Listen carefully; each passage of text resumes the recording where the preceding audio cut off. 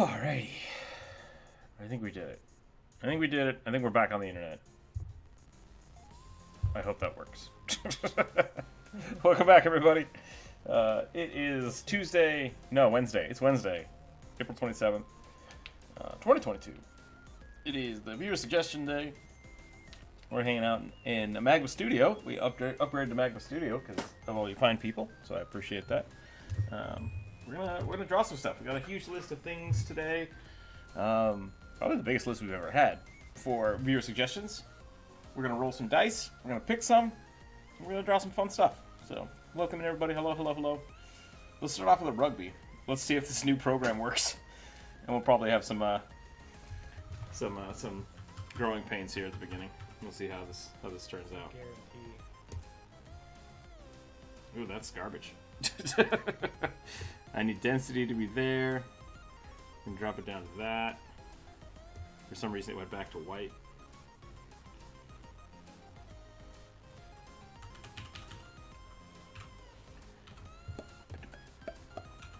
Ooh, we can't just delete a layer anymore?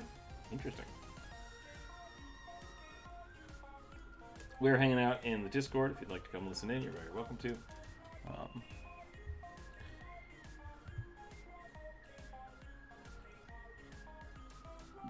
Oh, you know what? There's a whole bunch of different brushes. Maybe I should look at these. Is this what I want? No, that's super soft. I don't like that. Soft ink? Ink. I can't even get to the layer controls. You can't get to the layer controls. I am joined today by the bluest of druids again. Hi. They're like off the bottom of my screen, and I can't minimize any of the other things. Wait, they're on the bottom of your screen. Shouldn't they be on the right of the screen? Yeah, they're on the right, but the column of all the controls goes off the bottom of my screen. Bryce, you member for 25 months! Oh boy, it's been 2 years since we've been streaming this show. That's fancy. Oof, I feel old now. Welcome, welcome everybody. 2 years of drawing. Well, over 2 years, but it's still pretty fancy. Hello, hello! Do I want to turn this off? Is that what I want?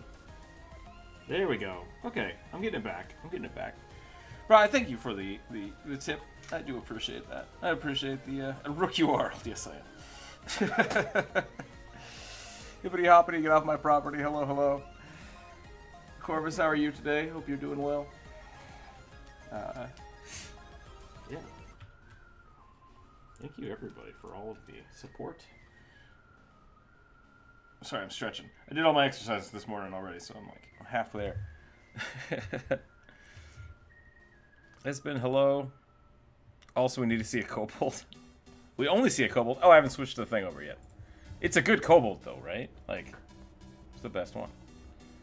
Let's swap that over. We can see Druid drawing a mushy boy over here already.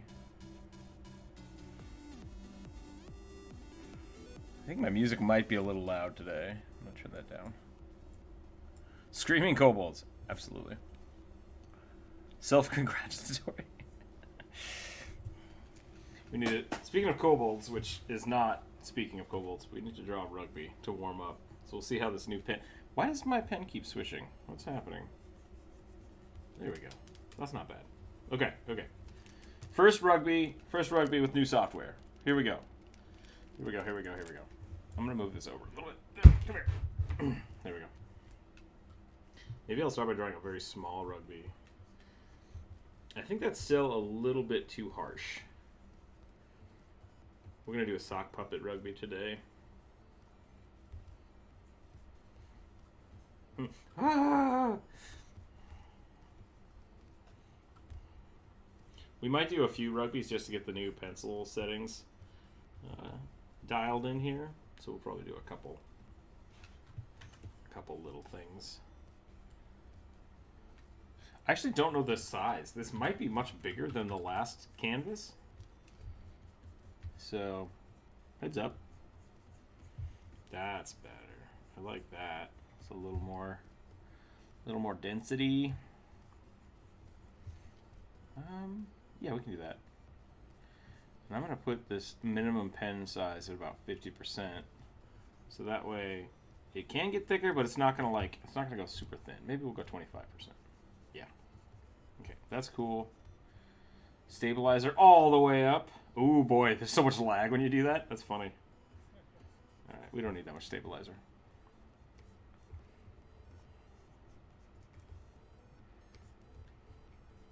Pen pressure, I do want that.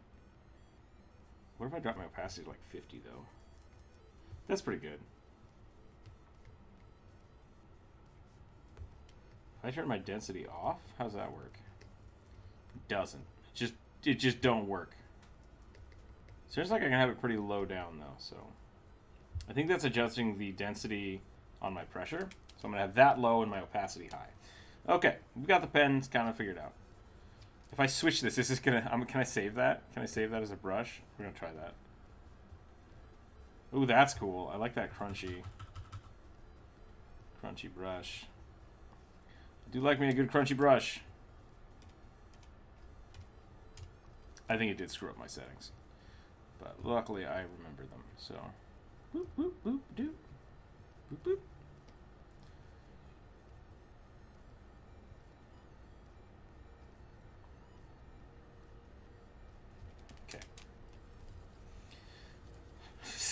Sorry, everybody who just has to sit there looking at a screaming rugby while I scribble all over the page. Dr. Random, oh good, you're still at the rugby. I'm not late. Yeah, we just started. By the way, are you still accepting commissions? I am. Yeah. If you'd like to get are you looking for a full commission, or do you just want to suggest something for the draw today? Because the draw today is kind of a lottery. We roll the dice. We see how many we can get done. If you do want to actually hire me for a commission, you can just message me on Discord. There's a link down below, and then we can talk about it after the stream. It looks a little crunchy. How does that look on stream? I can't tell if it's because of the minimum size or because of the density issues. It looks a little crunchy. Let's zoom in. Oh, it's crunchy. It's crunchy, yo. It's a little crunchy.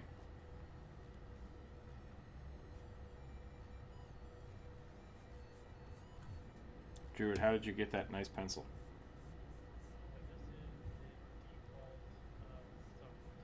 Default soft. Oh, okay. Soft ink or just soft? Oh, that's much better. You're right. Ink was a bad idea. Okay. Okay.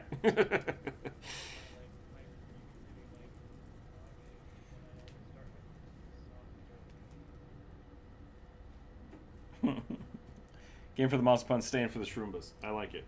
I like it. Let's get some rugby shenanigans going on here. See how this brush handles. This is, okay, the basic soft brush is pretty good. I don't have to do much with it. I might swap these out. I like that a little bit better.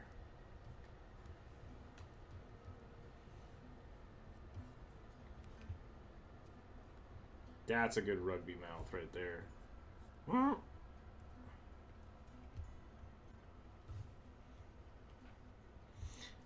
Should we do a tall rugby today or short rugby? Dr. Random, I'm doing pretty well. Thank you for asking. How are you today?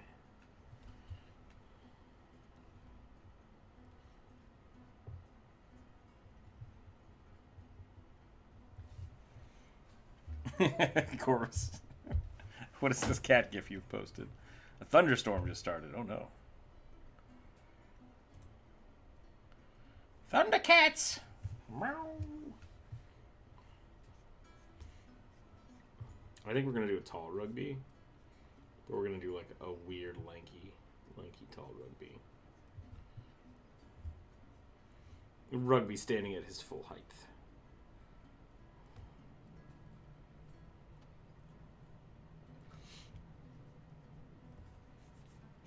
Rugby is a variable creature. He do what he do. And he be what he be.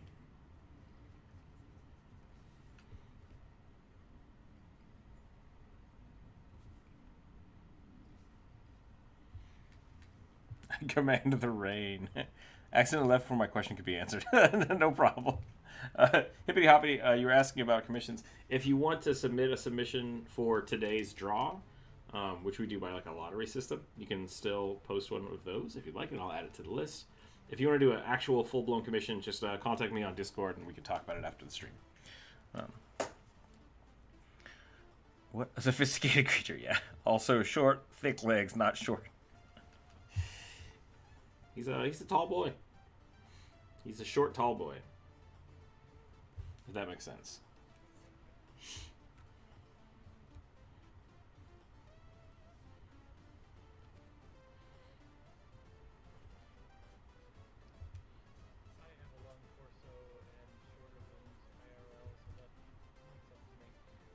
I have a friend that's quite a bit taller than me, but when we sit down, we're the same height.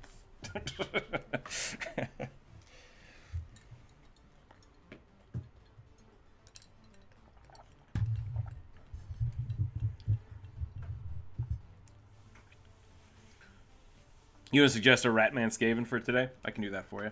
We can put it on the list.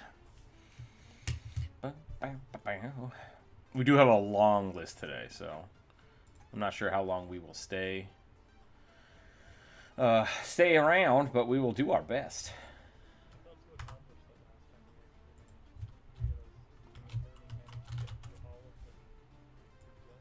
It was a lot, yeah. Having 3 people is nice, though, you know. It cuts down on the...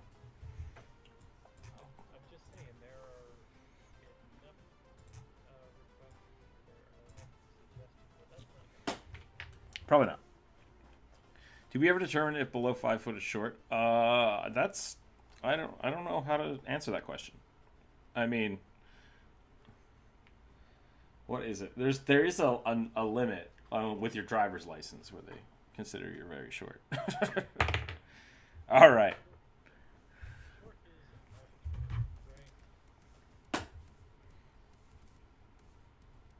I've been short my whole life, so I'm used to it.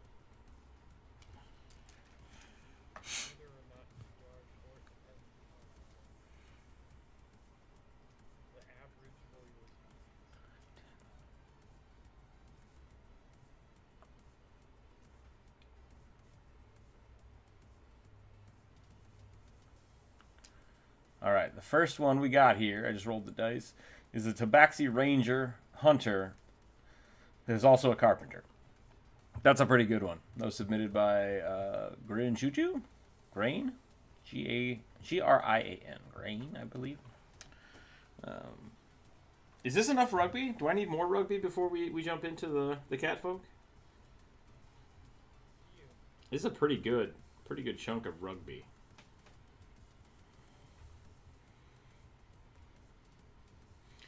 Guess we could make him a little more. That's a pretty good rugby. I think I'm happy with this. I think the pen is right where I want it. I think it's time. I think it's time to go. Catfolk.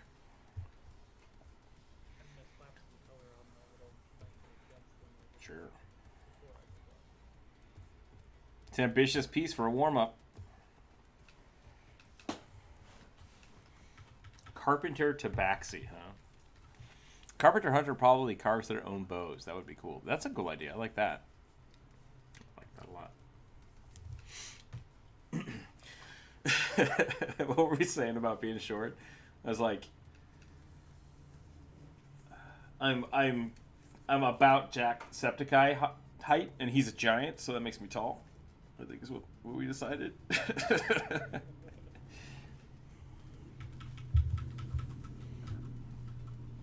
Alright, let's think about this. Catfolk.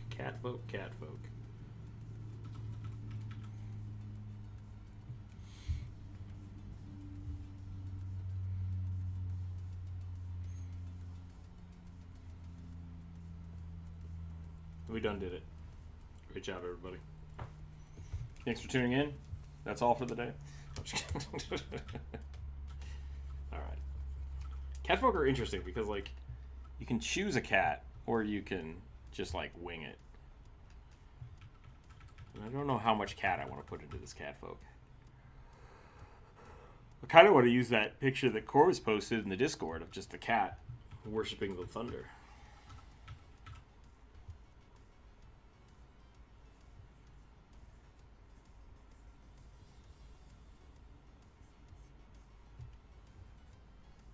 I love huge ears on cat folk. I think that's very important.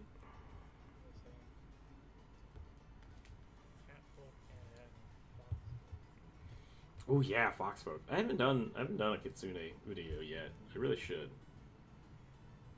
That's been on my list since the beginning, and I just never find the time.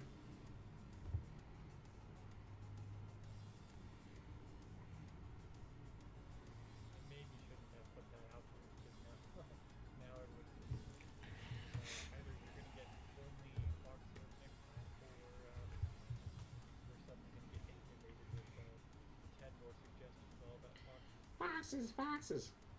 I think there is a trick that people are trying to do about suggesting things to get there. Ooh, wow, that was not a good eraser. Hold on a second.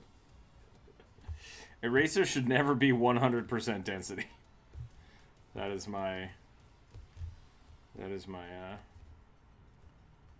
eraser should always be half-hearted.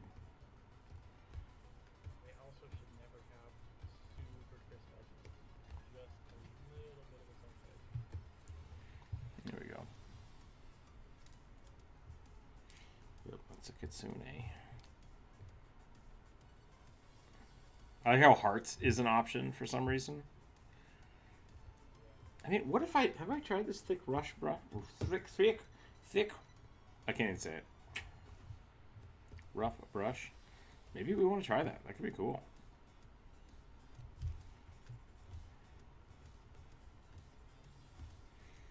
Okay, that's that. Let's go back to the brush. I kind of want to do it. And then I'm going to drop the opacity. Yeah, okay, we're going to try that. We're going to get a little scribbly today. All right, that's not enough. I screwed up the eraser. This is going to be a 75. We're going to try a 75. 75 is good. It's got to be above 50, so if you do 2 passes, it does erase everything. But you want a little bit of softness there. Okay. Back to the brush. Let's draw this cat. I like that hairless cat. That's a pretty good one.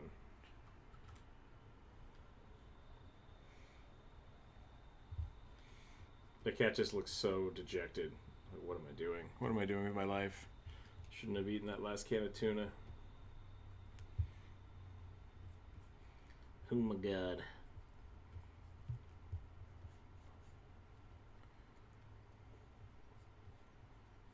Do you think it would be better to be a carpenter cat if you didn't have all the fur? I guess that's true. There are a lot of very burly, bearded men that do carpentry, though, so maybe it's not so bad. That's true, yeah. Just blast it all out. Mobile data still sucks. I'll probably be around for 20 minutes or so, but glad to be here regardless. How's Magma Studio so far? It seems pretty much the same. There's a few little tweaks that I'm sure we'll get figured out.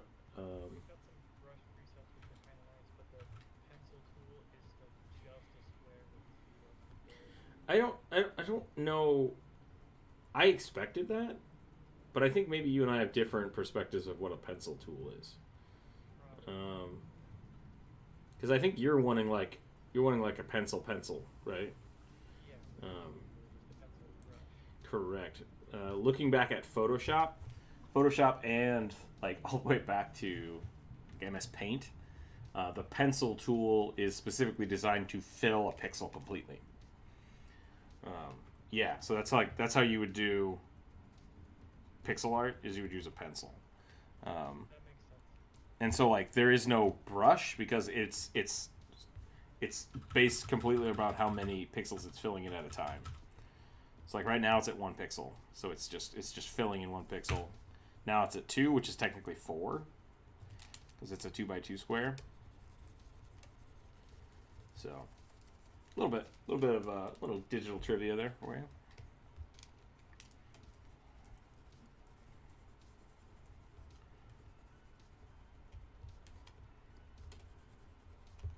Interesting. Okay. So it looks like what I want is I want the opacity really high and I want the density really low. For whatever that's worth. How's my volume? Am I quiet today or am I doing all right? I really need to get things set back up properly. Okay. Cool. How's the YouTube going over there, everybody? Did you know we have member-only emotes?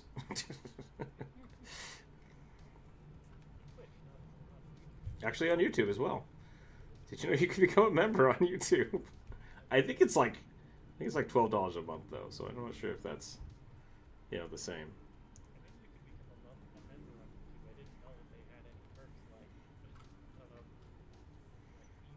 Mm-hmm. Yeah. Yep, Bry's got them. Look at those little rugbies. They're adorable. I think I made this cat nose too long. It looks like a dog. I was probably looking at the fox picture too much. It's really funny. Like I'll look at Pixel from time to time, and be like, "You have such a long face," because he's got a little bit of a long face cat. But there are orange cats out there that just have like bird noses. I have very squat cats. They're big, but they're not long. Should I give him a beard? Oh my god, that would be really funny.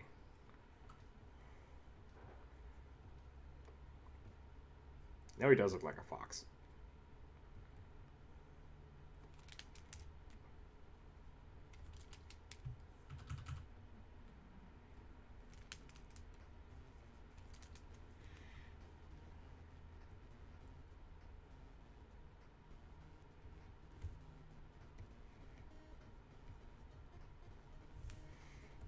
Cats with mustaches are really funny.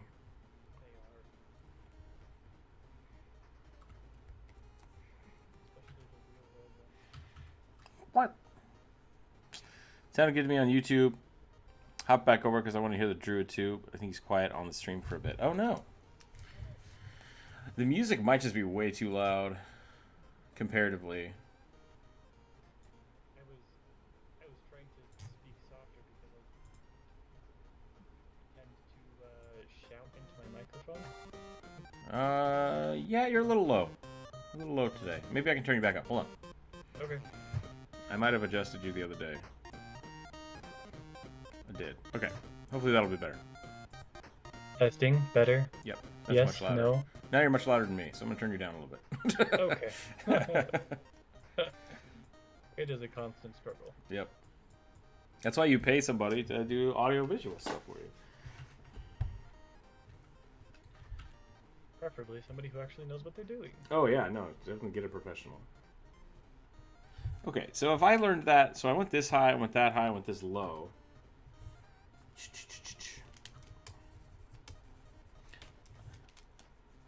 This is not my round brush, and it's making me a little uncomfortable.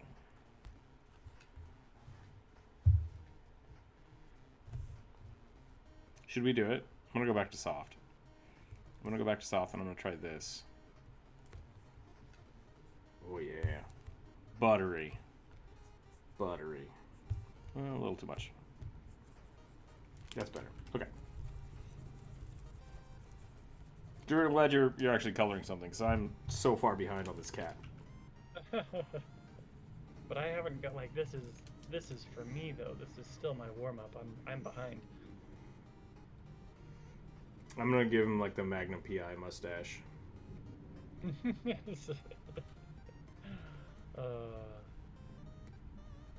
Is that Burt Reynolds? Is that Tom Selleck? Tom Selleck? Okay. Does Burt Reynolds also have a mustache? I can't remember. No. This is a little bit like a Chihuahua now. It does a little bit.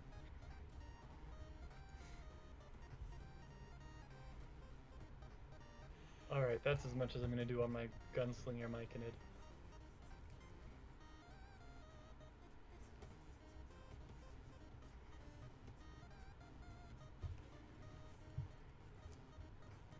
I really kind of want to lean into the carpenter aspect of this.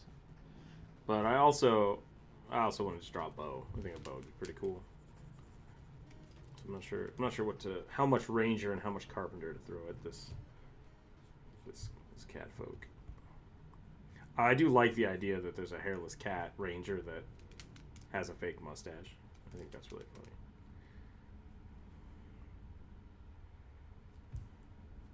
It's still just so fuzzy. It's so fuzzy. I want like 90% hardness.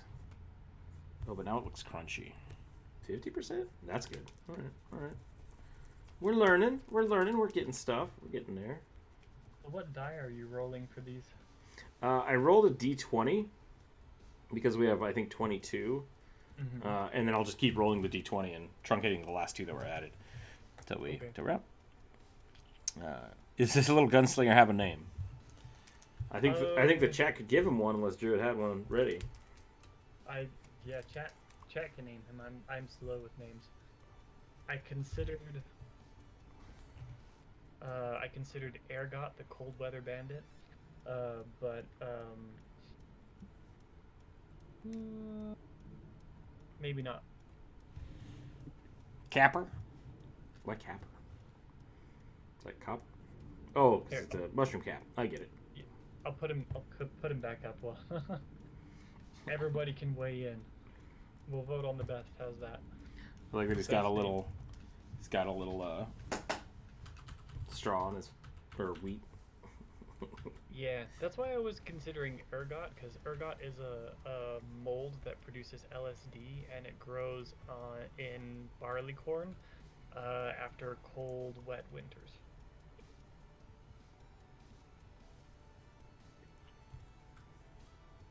Right.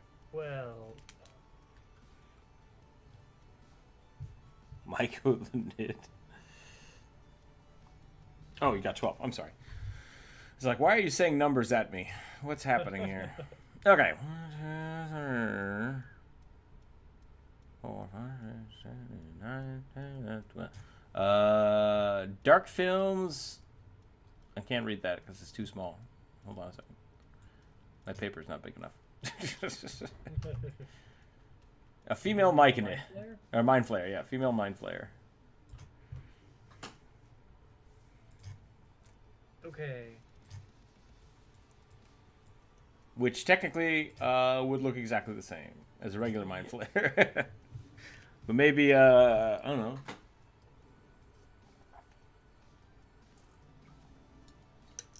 What's it indicatively a female thing?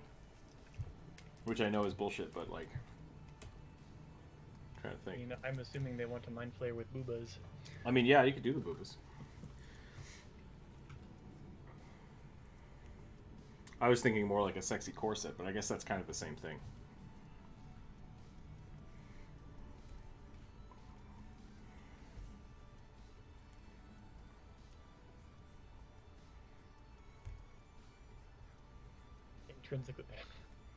Intrinsically smarter. Does that mean you just want me to give her a bigger frontal lobe? Bright lipstick and a PhD.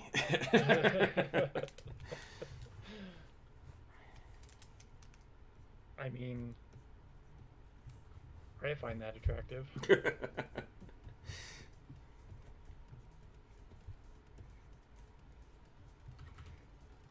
Let's see.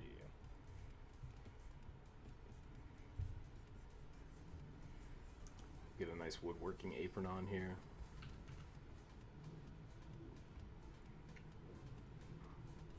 I almost feel like we should do flannel. Oh, totally.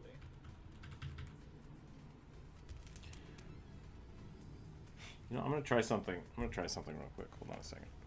I'm gonna look at my settings from Aggie.io.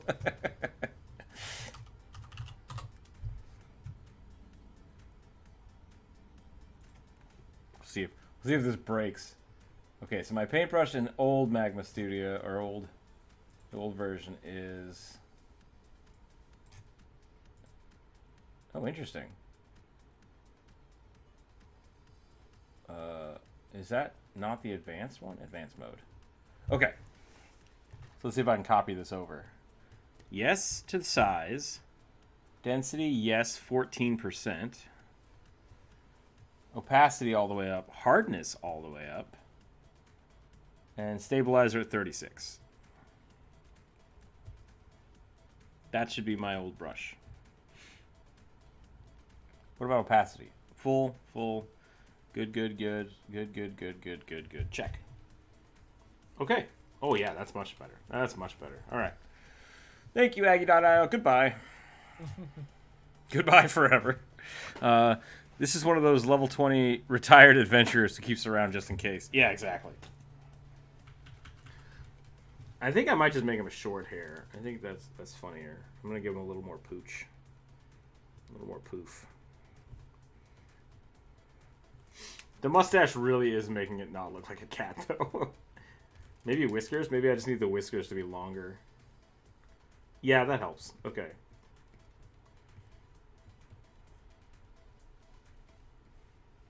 And we'll do some little floops on the ears. I do like the idea that it's a retired adventurer.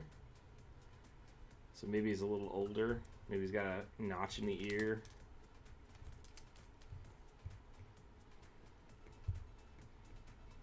Give him a little bit more of a... I almost said Ron Perlman. That's not right. Oh no. Nick Offerman. What's his character's name on? Ron Swanson. Ron Swanson. That's what I was going for. I almost went Ron Burgundy, and I'm like, I know that one's wrong.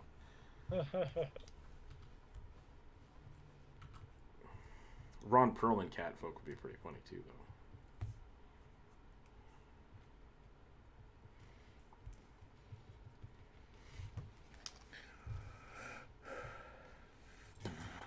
Whisker Beard. Yeah, I like Whisker Beard. That's his name. They call me Whisker Beard. You don't have a beard. Get out of my shop.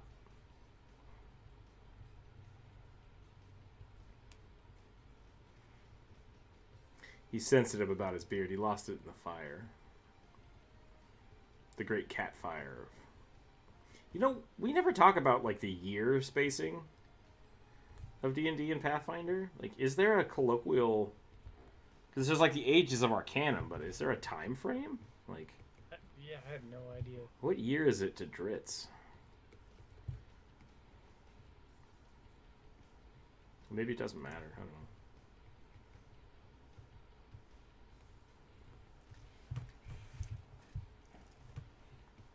Yep. Channeling my inner Swanson.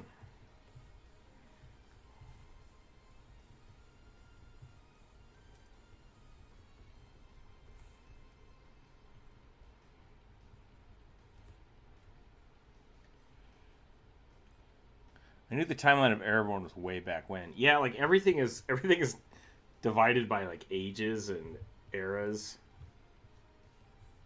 But nothing's like, I don't know, you know, it's Thursday. 1832.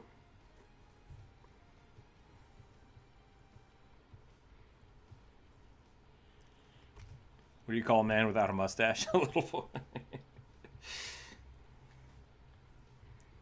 I feel like that machismo that you got going on there with the what do you call a man without a mustache? Like, I don't think beards count. I think you have to have only the mustache to have that kind of machismo. Because like you could accidentally have a mustache, but like a beard. You could accidentally have a beard, but like mustaches are intentional. And take some effort. Not like a lot of effort.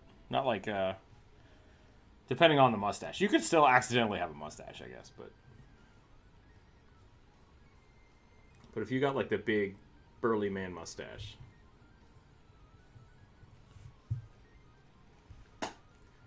Like Yosemite Sam. Middle ground.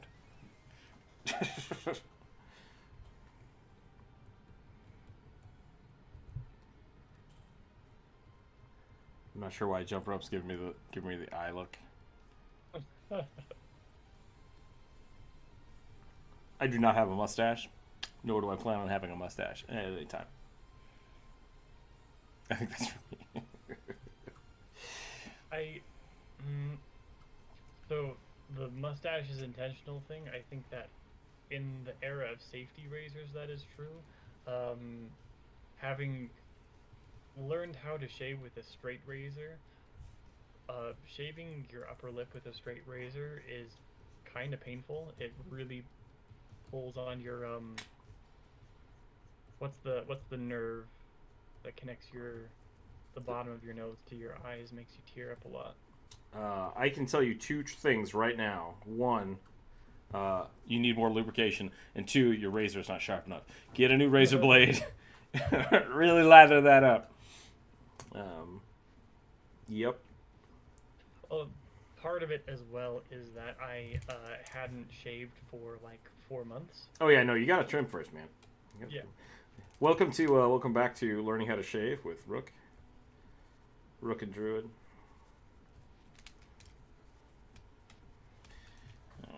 You know, teaching those old school things. I do like shaving with a straight razor. I vastly prefer shaving with a straight razor for my neck. I feel like I have so much more control. I've recently gotten lazy though, and I keep thinking to myself like I should just buy another like electric razor.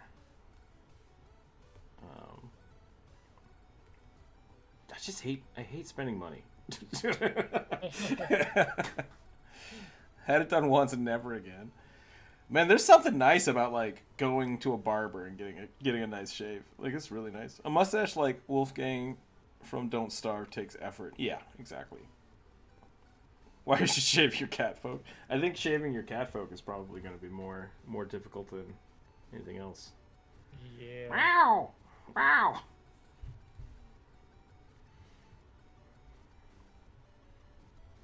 Pixel has been, the term is mowing his legs. And the vets are idiots, and we might be going to the vet. But,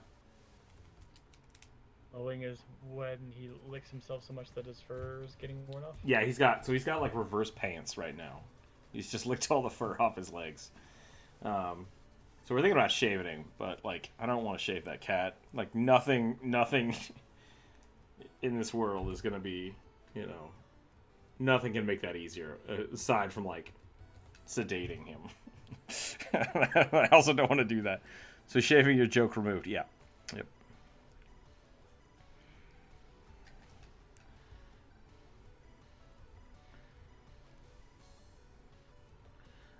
To be fair, I think this is a pretty good Ron Swanson cat. Like, I think I'm doing a good job.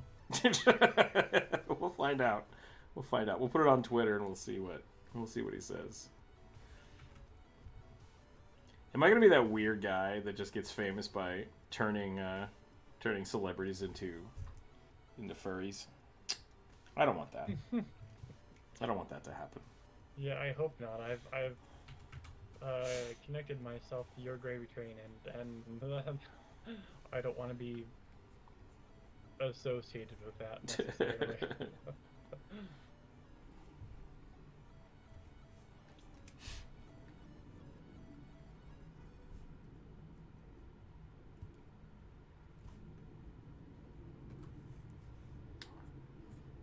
Why did I decide to draw this as plaid? Plaid is hard. Whatever.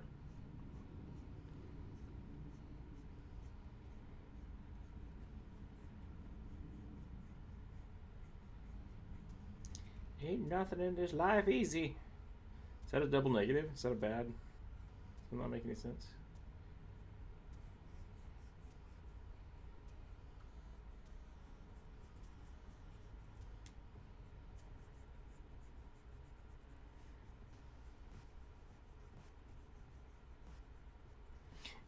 I mean, so sorry, I just had a thought. Pleats, not pleating. What's it called? What is the? I think I need this. Let me refocus my thoughts. On a kilt, there's a specific type of panel or plaiting. It is pleating on a kilt. Well, pleating is the folding, but like the patterning on it. I can't remember what the patterning is called. Oh, it's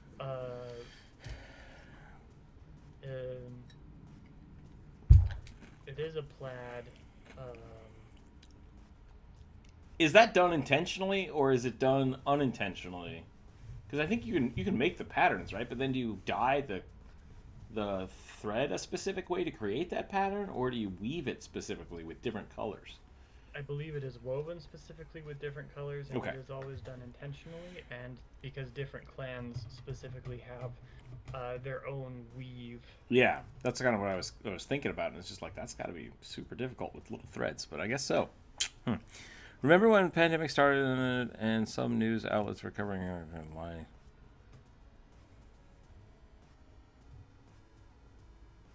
I don't remember that. I don't remember that at all. The either animal don't shave your cat folk. I mean, what if they want you to shave their cat folk? Tartan, yes, Bry. Tartan, yay. Word.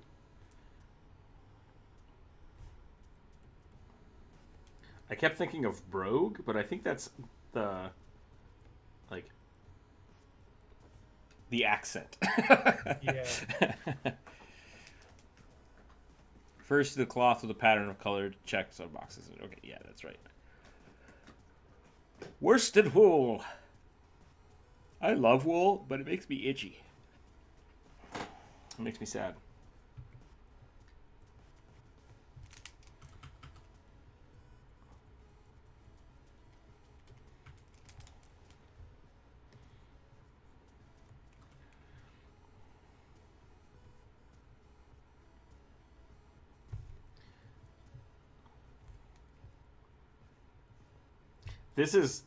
It's kind of steered away from a D&D character, so I hope people are okay with that. In my mind, this is totally still 100% a D&D character. I would play the shit out of this character. This would be really fun. Especially if you gave him the Ron Swanson treatment. Maybe he just meows at people, though. Well, only eats meats that are 100% raw. And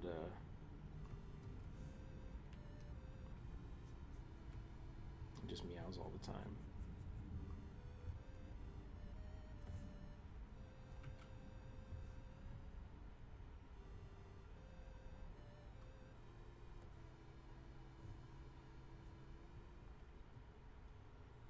Playing a Tabaxi in a campaign right now, and it totally accidentally became a thing that he's like obsessed with really nice cloth. So like I've got work gear, and then it just kind of I've got like I was supposed to have like a handful of really nice like silk or terry cloth, like really comfortable cloth that a cat would enjoy basking in, you know. I was supposed to have like a couple of outfits for whenever the party was not doing anything combat related. I would make a point of having my character change into something more comfortable. Yep. And it accidentally became this meme that now he's like this metrosexual guy with a closet filled, like a closet so big that to make it fair, I basically had to dump 100 gold on clothes, and the entire party like dips into my closet constantly. That's funny. It's really funny. Jamie, welcome. New here, and these are other people D&D characters that you improve on. Yeah, so what we're doing is we usually have a a comment tab page opened up. What do you call that? Community page? Community post? Where people can suggest which characters they would like to see me draw. It's usually their own characters. Try to keep it within one or two sentences of just like, oh, it's a Tabaxi. This is a Tabaxi carpenter. I guess it's a Tabaxi ranger that is also a carpenter. So yeah, and yeah, we just draw them. We hang out, we draw them. We have a lot today, so we're doing it as a lottery system. I'm rolling a die, and then we're drawing. Druid is with me today, Bluest Druid, and he is drawing a female mind flayer, I think. That was another one of the Yeah. suggestions. I'm having a hard time making the tentacles not look like a beard, which automatically makes it read as masculine. I mean, do it. I'm going for something a Alright. little more traditionally feminine. I'm totally here for women with beards. Don't get me wrong. I'm just No, I'm turning Ron Swanson into a cat. which I mean is something the internet has done 1,000 times over. That's probably true. I think you're right. I remember seeing a lot of grumpy cat Ron Swansons.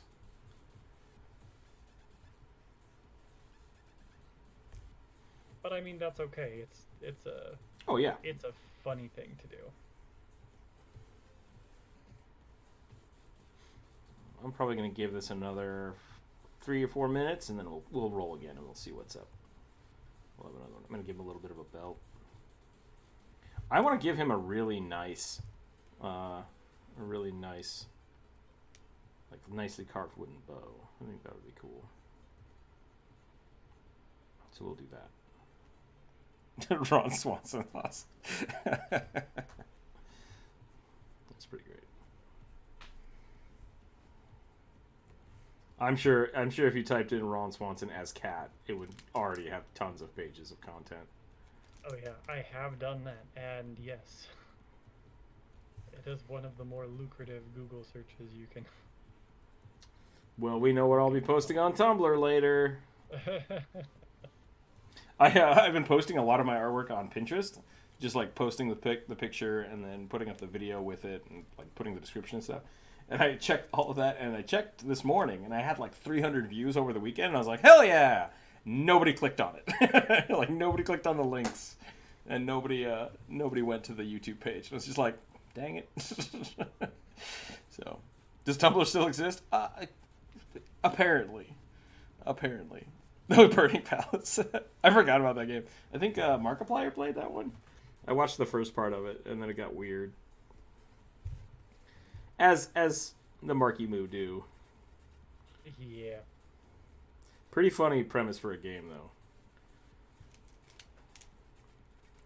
Basically trying to date Cthulhu. What is it called? Like Tentacle of Love? Something to that effect.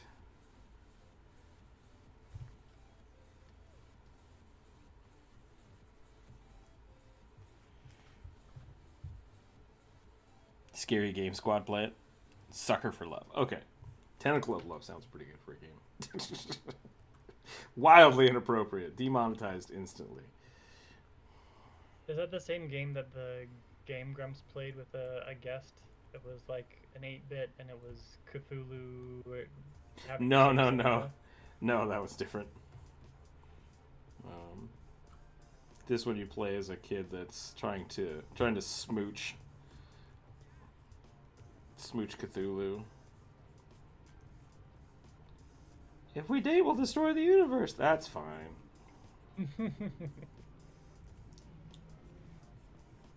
See, that's how all these weird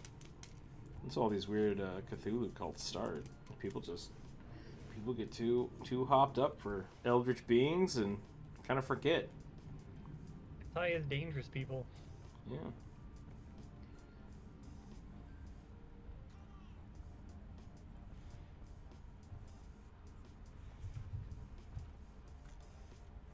Too bad Sierra's not here. That would have made her laugh. I hope so.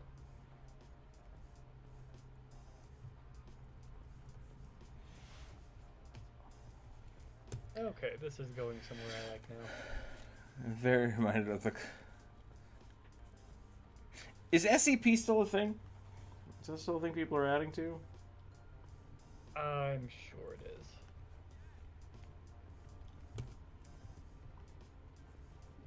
I would love to find the FBI's, like, weird shit-o files. Just like, here's all the weird stuff we've never solved or understood, but we gotta put it somewhere. Remember that one time we found that dog that could talk? That was weird. Because that's really what I think it would be. Like, with the SCP, everything is borderline world ending. But there's got to be a whole ton of those that are just really mundane and stupid. I would love to see the mundane and stupid stuff. SCP is still around. Cool. Okay. I think Control was kind of about SCP shit, and there's a game that came out, I think, in the last year. Maybe not. Maybe a little longer. But it was about like using SCPs in a secret facility to generate power.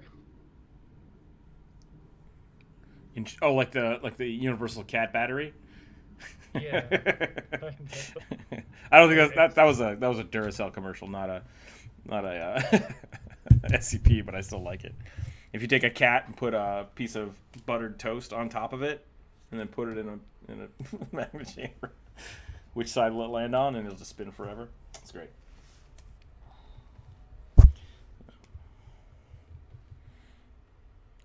There are a ton of silly, largely mundane ones. Okay.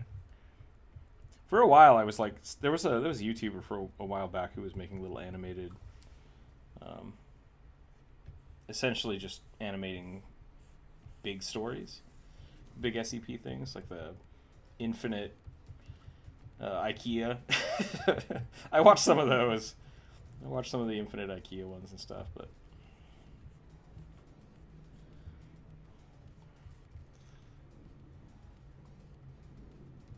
I used to read some creepypasta back in the day. But then they got weird, and I gave up.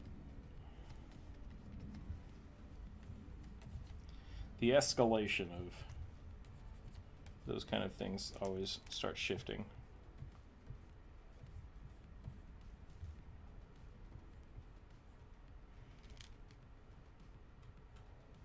I should have made this a cat toy is what I should have done. Should have made this some kind of...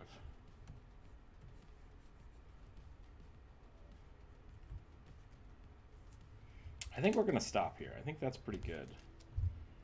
There's a pretty good little Cat Swanson Ranger.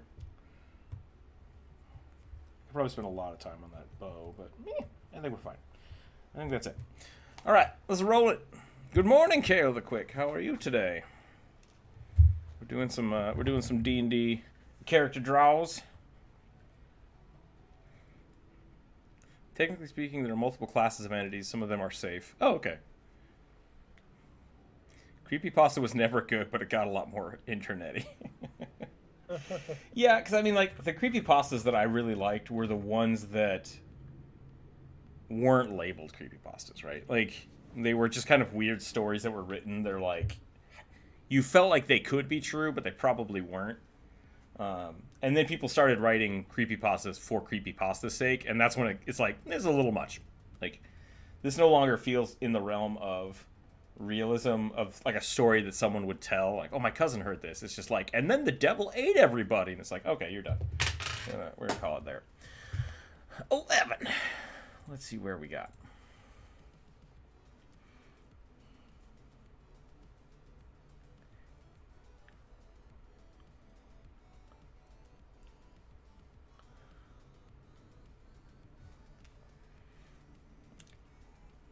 Tiffany Kales, thick, chubby orc bard with a drum set that he carries around his waist.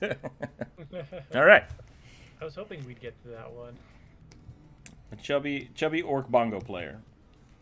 Is that? I hope that's not a euphemism that I didn't realize. Busy work. One that I'm aware of, but I mean, that doesn't mean anything. YouTube finally showed me you were on. Nice. The Backrooms is a new up-and-coming creepypasta SCP thing. Yeah, that was really cool. I saw some of those. I like the idea of it. There've been a few really, really good ones. And it's not a bad concept either, because it's basically just clipping into the Backrooms, which is something that used to happen, like, in video games. I remember, I think Doom was a good example, because you could enable no-clipping mode and just walk through the level. Like, I think that was the original no clipping state.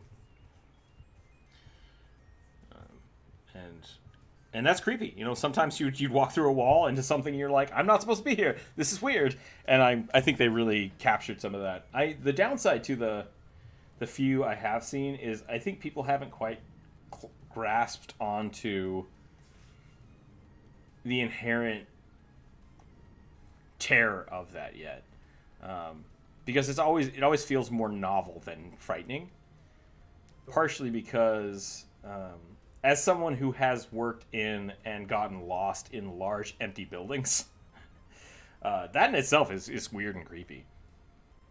And so a few of them have gotten really, really creative with it. But then there's always some weird, like, sketchy monster that just pulls me out of it. And it's like, but what if it was just a dude? What if it was just another guy? Like, that would be just super scary. This is suggestions for all those horror gamers out there, you know? Back rooms, just another dude. Put another dude in there. Maybe they don't trust each other. Maybe one of them's trying to kill the other one. Maybe it's the same person. Maybe they're seeing their own reflection. That's creepy. I love it. No Clip is great, yeah. Old game cheat codes are pretty good. Yep. I agree. I agree. No Clip gets especially creepy when you accidentally clip into character, especially when you clip inside their mouth. Yeah, and you see the backs of their eyes, and they're just like... Yeah, and their teeth and their weird tongue that darts nowhere.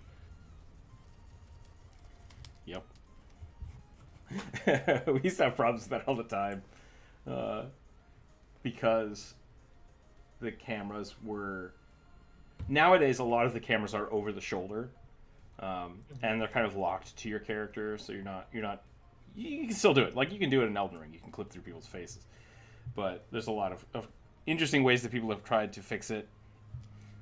Whereas, back in the day, like, you'd get too close to a wall and just like, like, I hate it. What happened? There were even some funny instances of preventing that. Like Halo, I remember... in one of the Halo games, Master Chief just didn't have a head. And in one of the other games, he did. And, like, it became this huge challenge to try to see Master Chief's face. Because they're like, they put it in. He's got it. You just got to clip the camera through his helmet. And it's like, I think you're full of crap. I don't think it's real.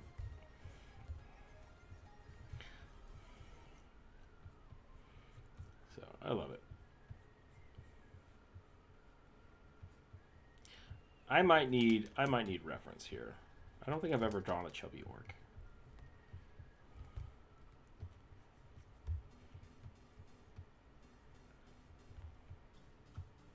I guess the question is, how chubby do I make him? Make those love handles real big. That's pretty good. I'm pretty happy with that shape. We'll give him... I have him playing the bongos over here. Give him them big old bongos. I went on a weird just YouTube adventure yesterday, and I just kind of let the rabbit hole take me, and I found a guy who was watching people play the drums in cartoons and seeing how accurately the drumming was. It was really funny. It was really, really funny. Some of them were amazing, and some of them were just like, when he reproduced what they were actually playing, it was just like bap bap bap bap bap bap bap bap bap bap, and it's like, come on, animators, do your job. I thought that was really great. Hey, quality animation takes a lot of time. Oh yeah, SpongeBob don't got time for that shit. SpongeBob's got Patrick's to draw. I think my issue... Burning says, I think my issue with the backrooms for me is people are really trying to milk it and explain everything. Yeah, I mean, like... I think that is something interesting about horror games as people try to replicate them. Like, PT was really, really popular, and then it's become its own genre of horror games, which is really cool. And I've seen some really, really great ones, and I've seen some really shit ones. And there doesn't seem to be a rhyme or reason for what makes the good ones good, because they can be different. And maybe that's it. Maybe that's what it is. Maybe it's the fact that you can bring something unique to it that that adds to the story versus just trying to replicate something exactly.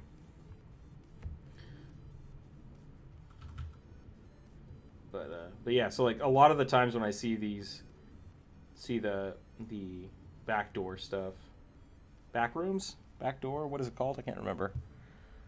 Back alleys, back rooms. It really does feel like they're focusing on that. Like, oh, there's a monster in here with you. It's like that would be scary normally. So like, leave that alone. Really make the fact that you're in a weird environment the scary part. I think that's a really the best one. Like, and I love doing this for like a D&D idea. When you're doing a puzzle, is like the added unexpected change can be really powerful. So if you're stuck in these rooms that just keep changing, there's a stairway.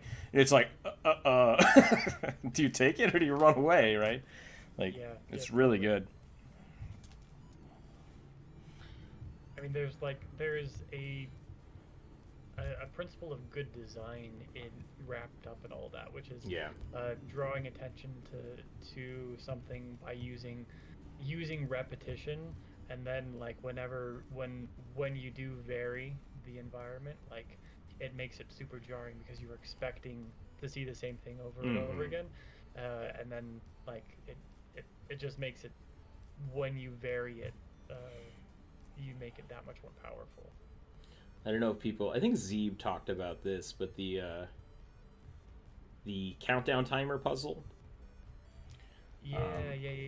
Where essentially there's nothing in a room, it's a dark room, and there's a button in the middle of the room, and when they touch the button, a countdown timer starts.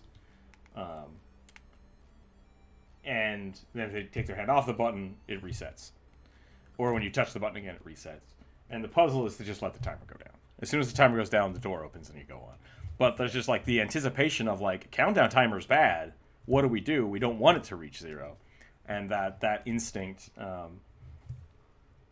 is kind of built into our colloquial knowledge. Yeah, totally. It's such a good puzzle too, because it subverts the expectation.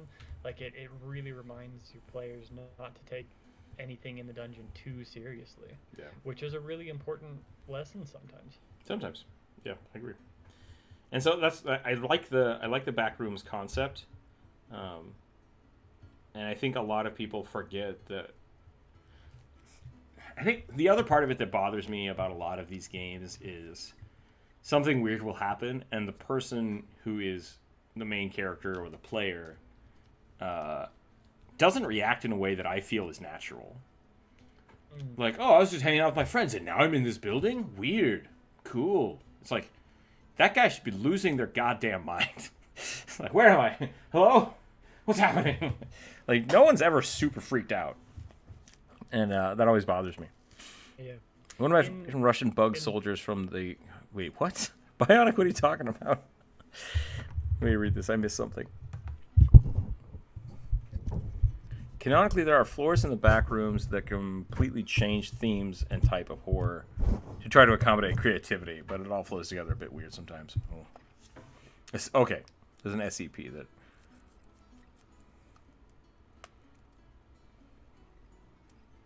One floor is a completely dark factory with shadowy faces that stare at you. Unless you make light, interesting. Okay. I mean, it could be that I just haven't seen enough. Maybe that's all it is. I'm not a big horror genre fan, so I miss a lot of that stuff. But I mean, I think it's good to even like branch out into that kind of stuff, like read some SCPs, because that's all great for like, if you want to be a writer or you want to be a good DM, like having that kind of stuff in your brain sometimes can be really good. Like just kind of things that are out of the norm for you, just so you understand where it's coming from. Yeah. That being said, if it like really bothers you, don't do it. Like, you don't have to have that weird shit in your game.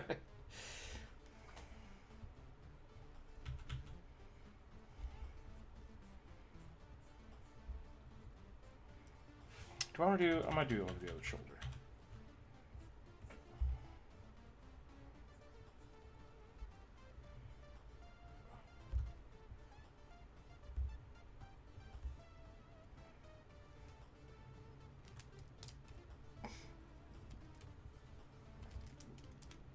This has become more difficult than I thought it would be. So I have to draw. I have to draw bongo hands.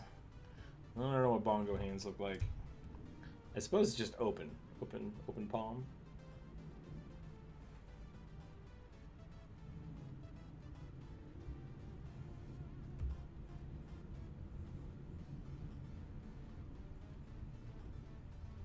Was there more to this that I'm missing?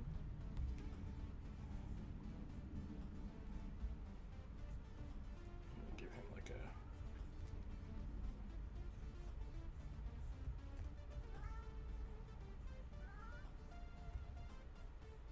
Is that a cat? What's up? What's up, cat? Yeah? What's...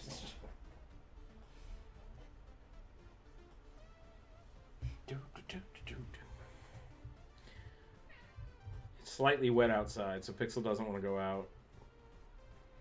And so he's just wandering around moping. I tried to play with him and he bit my shoe. Not cool.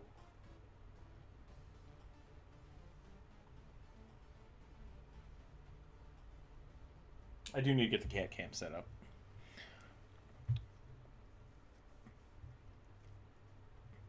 I skipped out a lot and haha, you died? Wait, what?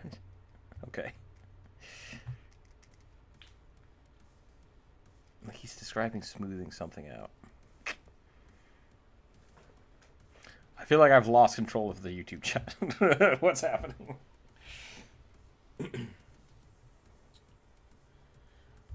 I remember when I did the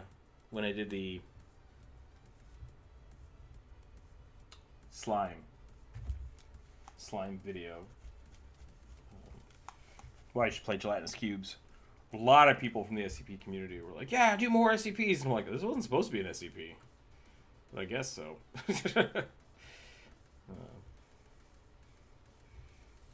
Gelatinous cube is definitely a Gygax D&D monster long before it was an SCP, right? Oh yeah. No, he very much wanted to get Jello in there because Jello's weird. Yes, it is. Which is why also, it was the why 60s. it's a cube. It was probably something they had at the table anyway. Jello jigglers. We put in too much gelatin. Blah, blah, blah, blah, blah, blah. What kind of hair and or hat would a bongo playing orc have? Oh, is that so? I usually associate bongos with like a very Rasta sort of lifestyle, so dreadlocks? Come here. I don't know. Did you guys hear this? No.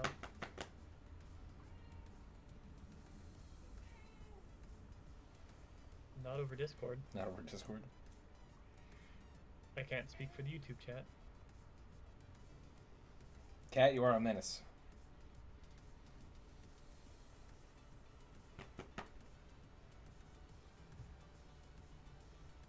He doesn't want to sit in my lap. He just wants food and to be in the way. Why? Why are you like this?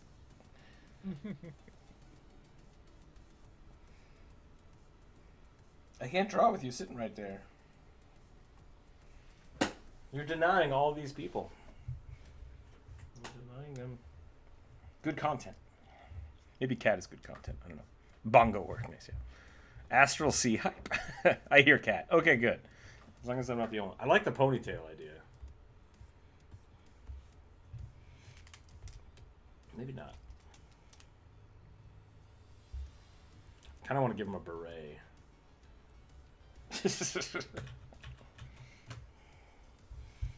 Just super long. Ooh, long ponytail sounds pretty cool.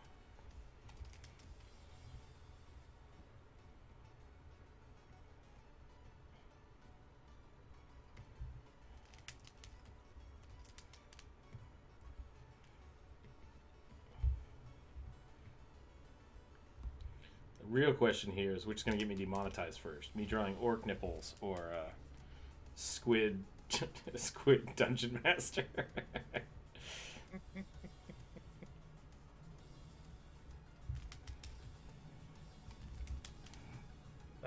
That is a good question. I figured it would be my drawing. But who knows? Scanlan's hand! I think I just got a package. I didn't draw the Quaggoth Dungeon Master, you know, the sexy way. I figured I had to make up for it here.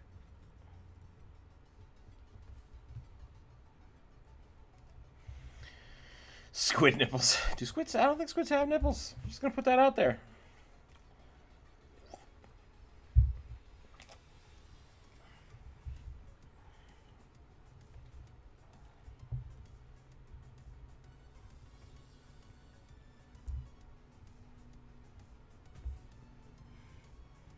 Dark. We should give him some sweet tattoos. So all orcs should have tattoos. I don't know why. I have no reasonable basis for that. The same reason all elves should have earrings. Fair enough. They just look better with it. And our general conception of their culture seems to include such things. So if they don't have them, you don't notice it.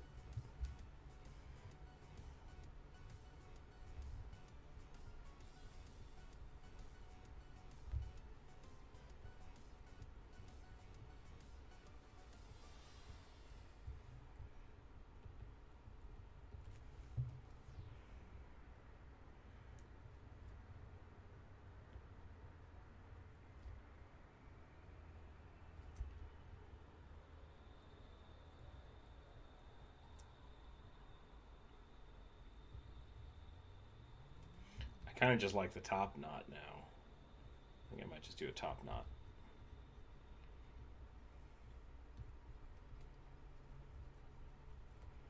I mean, the HB, my ears are not that big, and I still want to decorate them, so, you know.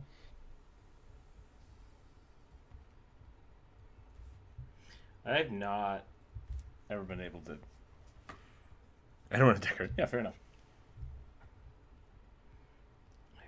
I don't have any piercings or tattoos, which is funny because like I like both of them. They look great. Yeah. And it's just like, not for me. I think tattoos, not for me. I really like, I love to play with henna. Yeah, it's fun. I do think I will eventually get a couple of ear piercings, though. There's a bunch of other body parts that I definitely do not want pierced. There are piercings that are definitely not up You my can alley. pierce everything these days. Yeah. Like your forehead, which sounds impossible, but I get it.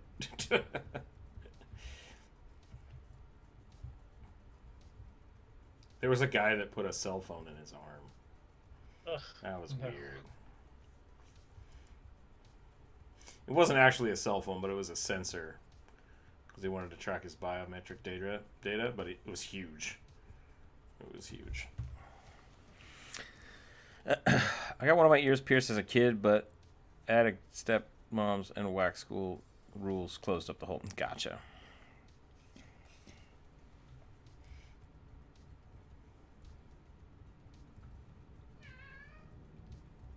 Oh, I heard that one. Yeah, what do you want? You already had lunch. What time is it? Is it 3 o'clock yet? You have 3 hours. What are you going to do for 3 hours? I'm going to cry. I will pet you. Is that enough? No. No. Excuse me. Sorry. Please. What do you want? Want up? You can come up.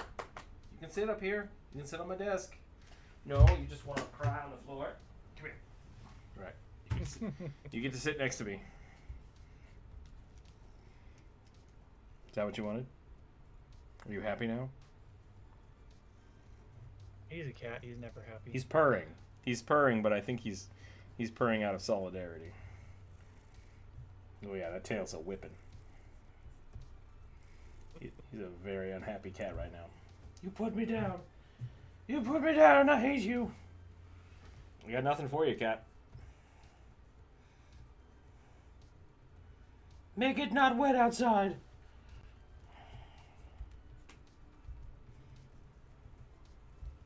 I think I'm gonna have to build him a small cat house. Because he keeps going under the shed, and I think that's why he's itchy, and I think that's why he eats his own fur. So if I build him a small cat house and then block the shed, maybe he won't go under there. Maybe. APP piercers for the win. Yep, there's a link in the voice channel chat if people would like to get their whatever's pierced. Do it through reputable means, please. Be safe out there, people. Yeah.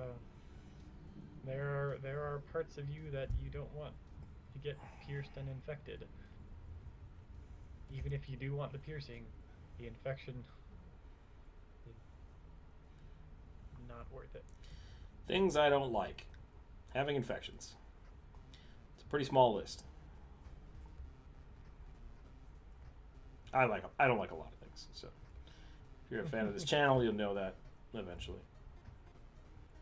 I get pretty salty.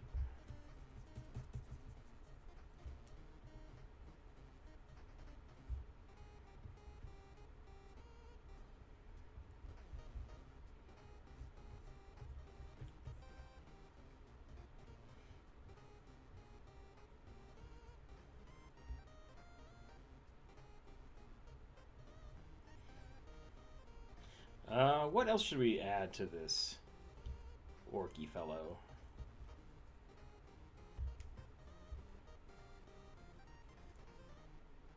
Would a bongo bard have a sword? Or would they just hit people with the bongos?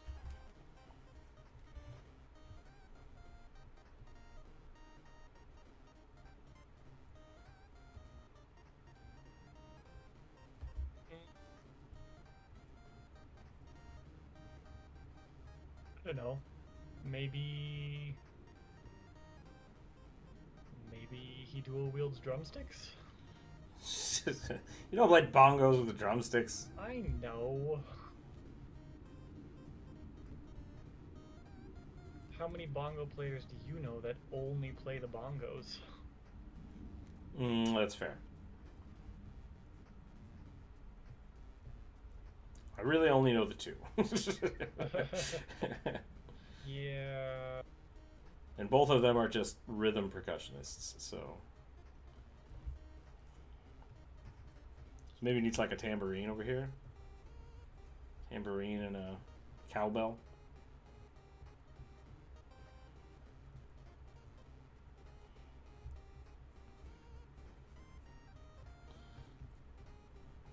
The maraca.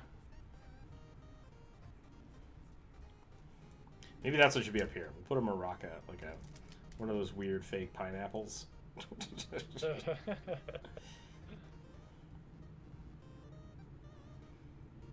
What's this? This is my shaky gourd. Makes the shaky, shaky, shoosh, shoosh noise. My pen has gotten thicker than I wanted it to be, and I'm pushing a little too hard. So we're gonna take a moment. We're gonna take a moment and shake it out. Shake out the wrist. Is the bongo like a huge hammer? That could be pretty funny. Big war tambourine. It's a freaking Monster Hunter. Really in Monster Hunter territory.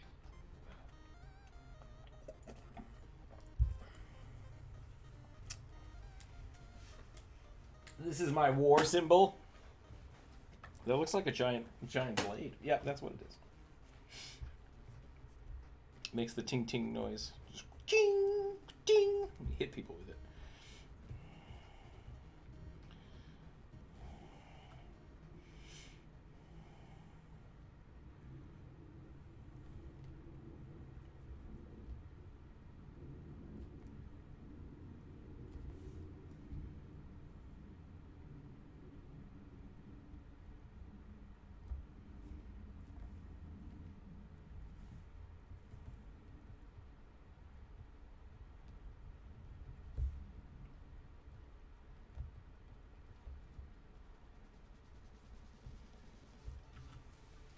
feel like we're missing...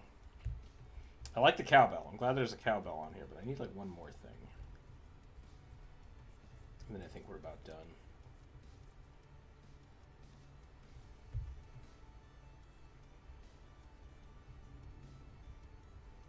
I think we've only done like 3 so far. What time is it? It's 12 o'clock. We've done 3. We need to do at least 2 more, I think. I'm going real slow.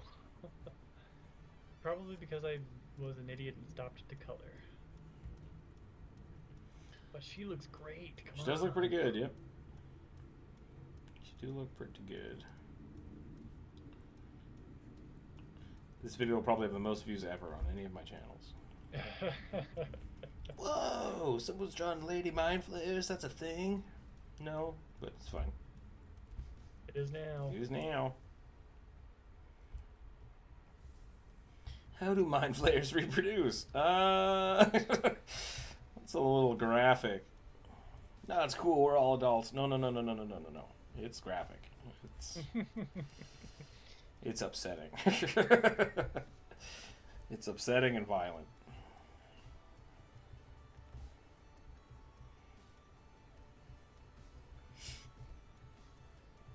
No date should end with, here, stick this up your nose.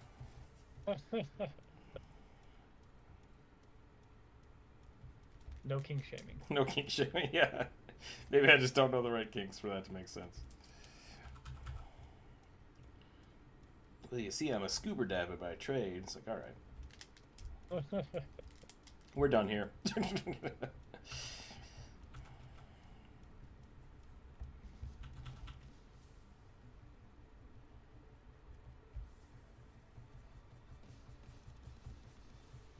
Demonetized.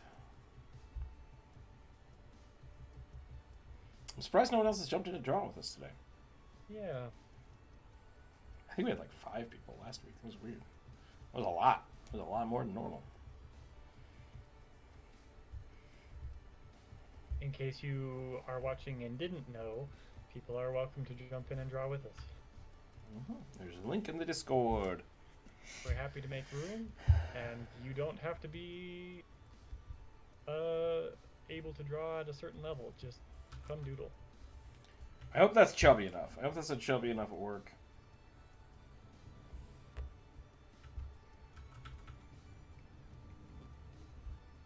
I had fun. That's a good one. That was a good suggestion.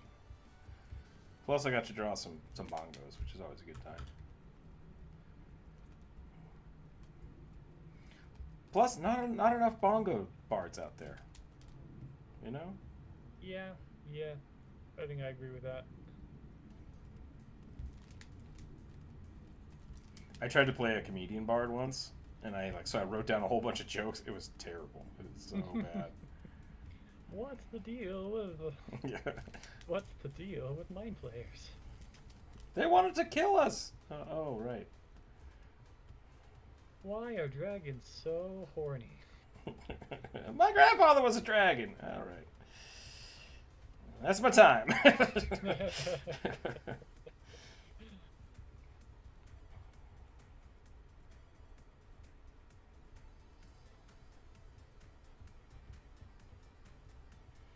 Alright, this is done. I went overboard, but you know what? I'm happy with it.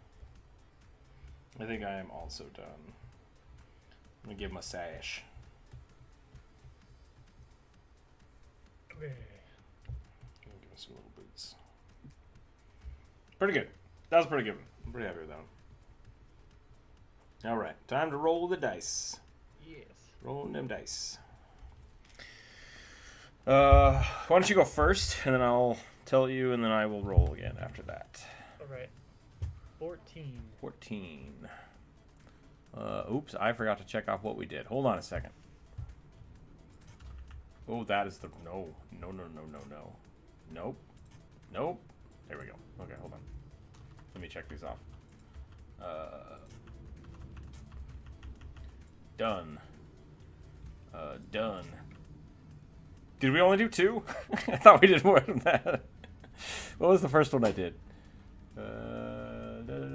Tabaxi Ranger. There we go. Okay, we've done 3. We've done 3. You said 14? Yes. We are moving at a staggering pace.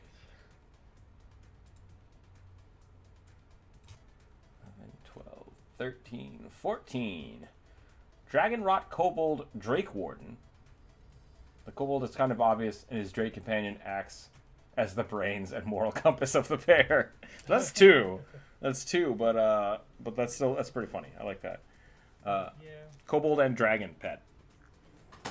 Or a dragon controlling a kobold. I'll let you decide how to deal with that, unless you want me to re-roll. No, that's fine. Okay. It's Giovanni Rodagio. Yeah. Apologies if I totally butchered your name. Here we go. Oh, we got another Corvus King one. I would say that I think it's weird that we usually draw one of Corvus's, but Corvus is here every week, so good on you. Yeah. Good on you. A well-groomed rat folk, Order of the Scribble Wizard with neat robes. Well, we're not drawing a naked rat folk then, I guess. So there we go. Neat robes, well-groomed rat folk. Wizard. I like it. Okay. I'm trapped in a PvP match in a game. I assume you're playing Elden Ring then. Because that game is 90% being stuck somewhere. 10% being broken.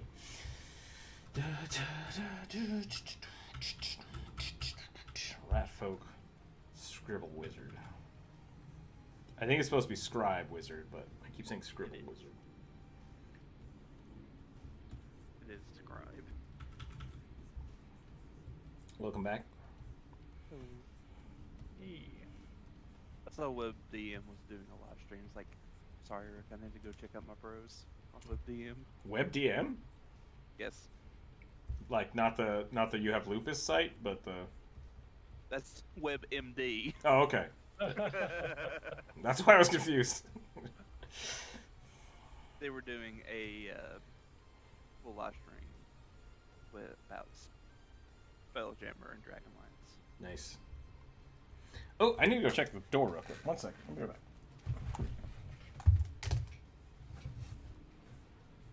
Face hippos.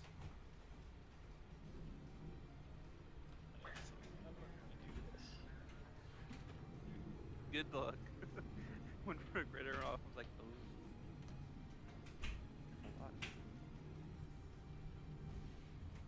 You just gotta start simple and work more complicated. Yep. Yeah. As you go. Although I would just like to say, Rick does not always do my suggestions because sometimes my number is never rolled. It just happened like I think 2 weeks in a row. It got rolled. Yeah. I mean, I think the people who are here often do get quite a few of their suggestions drawn, but that's probably just because the people who are here all the time are the people who are making suggestions all the time. So Yeah, I threw in my request like when there was only 4, and then I checked it earlier this morning. It's like, oh, there's like 24 or something like that, 22 or something.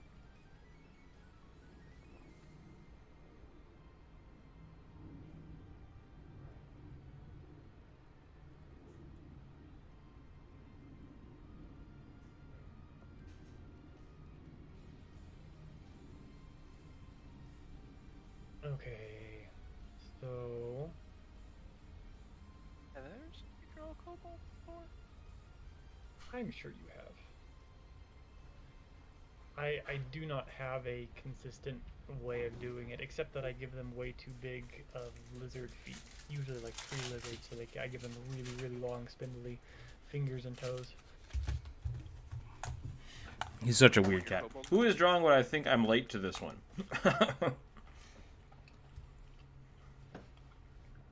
Trucklord, I am drawing a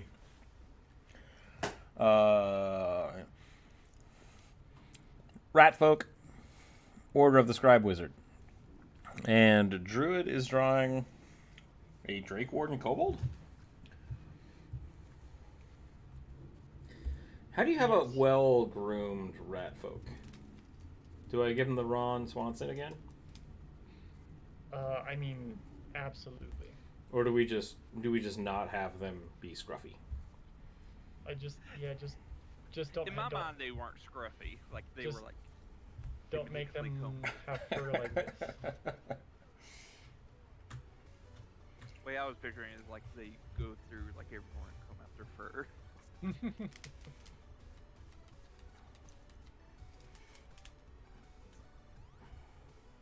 Oh, I think you said drug lord. I was like, what, Rook? I am drug lord. No. Truck lord. There are like 5 of us who are here every week. That's true.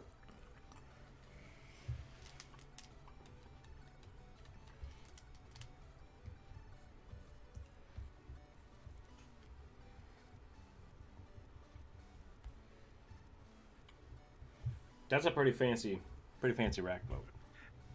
I thought of it and then I was like looking at Rat Folk. That's what I wanted. Posted it. It's like, oh, here's a fancy Rat Folk. I always forget that rats have whiskers. Most rodents do. I could be wrong about that. Don't quote me on that one. Check the capybaras. If the capybaras have whiskers, then I'll stand behind that statement.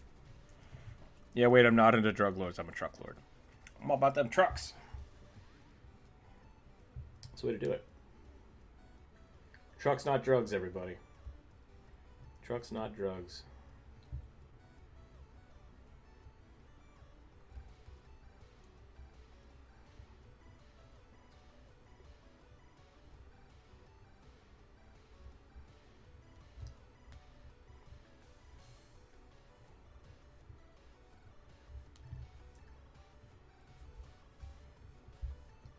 What denotes a fancy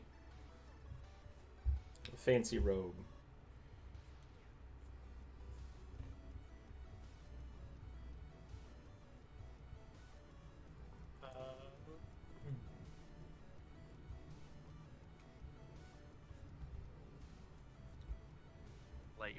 Layers. I like that. Layers of silk and velvet. Or embroidery. Can we give him a Pope hat? I want to give him a Pope hat. Sure. Rat Pope. You don't get more fancier than the Rat Pope. Like, you don't. Is Rat Pope as wise and kind as Turtle Pope? Is the question. Turtle Pope is kind of dumb. I mean, not dumb. He's just passive. He's very passive. Like, yeah, I guess. Whatever. Like, choose your words carefully, Rook. You'll have the whole internet after you. Yeah. People love Duck Poop. I will say though that the getting as much channel interaction as you will for Yeah. such a controversial statement will certainly boost your channel. That's how we get the bad PR. Elden Ring is a terrible game. 0 out of 5 stars. Okay, Ubisoft.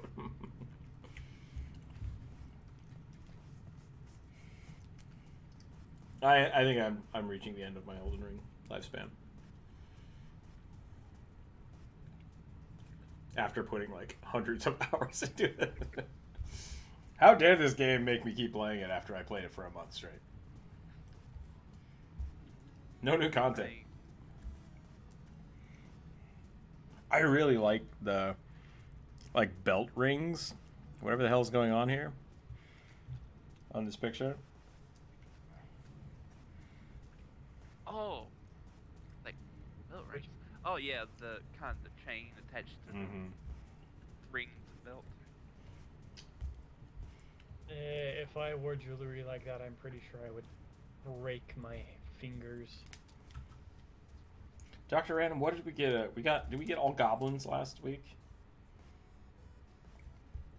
Do we finally have a complete set of goblins? I can't remember. I mean, you drew a lot of goblins last week, but not on the drawing suggestion stream. You got the Raven, Warforged, Cold Cobalt, Mine Shard. Dr. Random is slowly collecting full sets.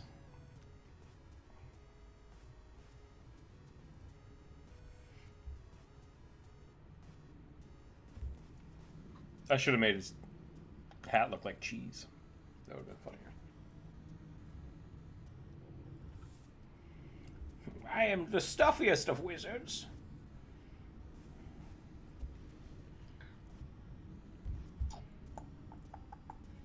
Like the Secret of Nim all over Oh you. yeah. Oh, Nicodemus. I love that agent. movie. I love that movie.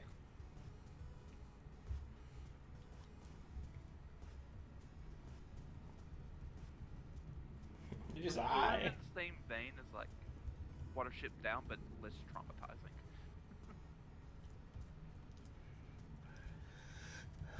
Yeah, it was still pretty dark though. Oh yeah. I think it was dark, but it wasn't. Watership Down was It was a little too real and gory. Yeah. That's fair. Yeah. That's what I mean. It's like Yeah. it was still pretty dark, but it's like I mean, not as dark.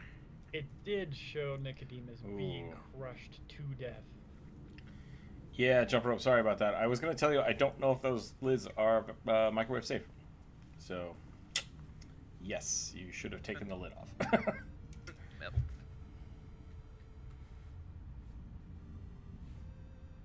Yeah, I think you you might just have to wait. You might have to wait 30 minutes or so.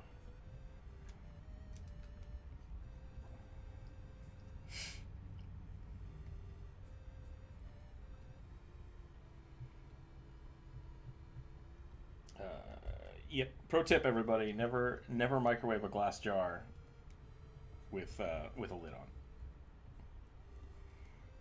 Pro tip. I don't think we have a full set of goblins yet. Okay. Yeah. Next week will be nothing but vaccines, Kitsune, and goblins.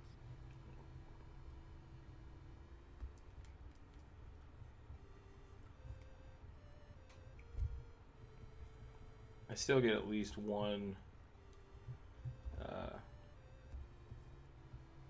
One. Genasi. Yep. I get one I Genasi saw every that week. immediately. Thought I was like, okay.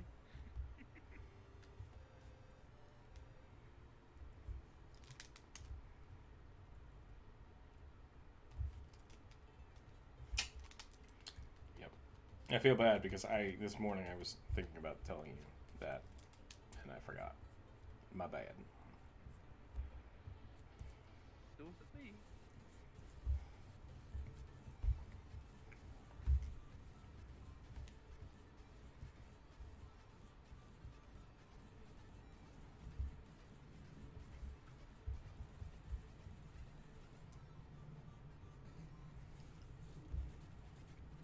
Ah, rogues.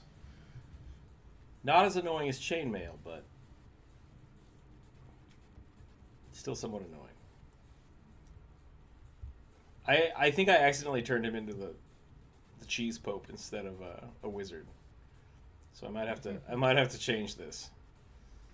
Just add like a case of like 5 or 6 scrolls. That's true. Yeah, I'll give him a book. I'll give him a whole bunch. Well, that still turns him into the pope. Scrolls might be better. We'll do scrolls because he's a scribe wizard, right? Yeah. Okay. So we'll do a whole bunch of scrolls here. I love the idea that he's a scribble wizard. I know that it was a reading mistake, but I still love the idea that I mean, like his spellbooks are probably still scribbles. Yeah, but like maybe not chicken scratch writing, but instead So I think the reason like childish sort of crayon drawings. Oh. there's a magic card called, I think it's the Scribe Nibbler, but I've always read it as Scrib Nibbler. Great goblin name. It's a rat. It's a rat. It's a scribe. It's a rat that eats magic books. And so whenever people play, you have a rat folk now, and the scribe wizard. It just makes me think of the scrib nibbler. Me. That was a character idea I was toying around with. Was a wizard who eats scrolls to learn her spells. I think there's something like that somewhere. It's like the spell devourer, spell thief. Can't remember. Yeah, I know there's like a barbarian or blood rager that's like a spell Right. drinker or something like that. Yeah. One of my friends liked that idea, and we took something out of Pathfinder and essentially just made a class for it, which was really fun. He just fed all of these spells to his sword, and then he could basically call them out when he needed them, which was fun. It was a really cool idea. Probably needs a little more refinement, but... I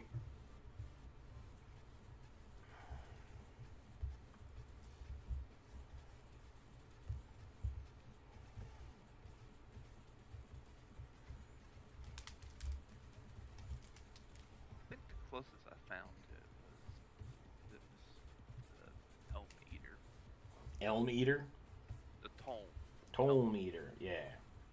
It's an occultist class, which I don't know anything about them. They seem a bit weird. I should start doing something where we take a magic card and turn it into a D&D character. That would be fun.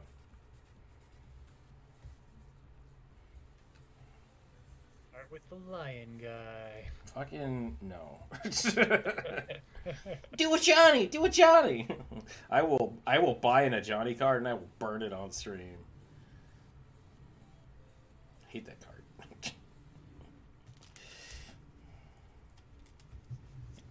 How much would people pay to see me burn in a Johnny card? Hopefully it's more than the cost of the card. It probably depends on the card. Yep. If it's not, it's clearly not a non-starter. It's just nice. Didn't say I wasn't gonna do it. The non-planeswalker cards.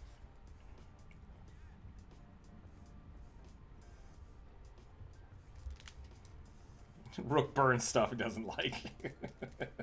That's the new series. Or Salt on, then sets it on fire.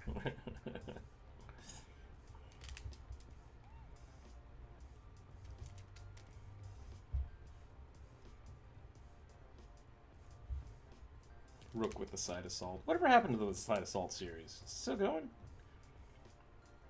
I don't know. Or did they just play so much Overwatch that they got so salty they like had a heart attack? I hope not.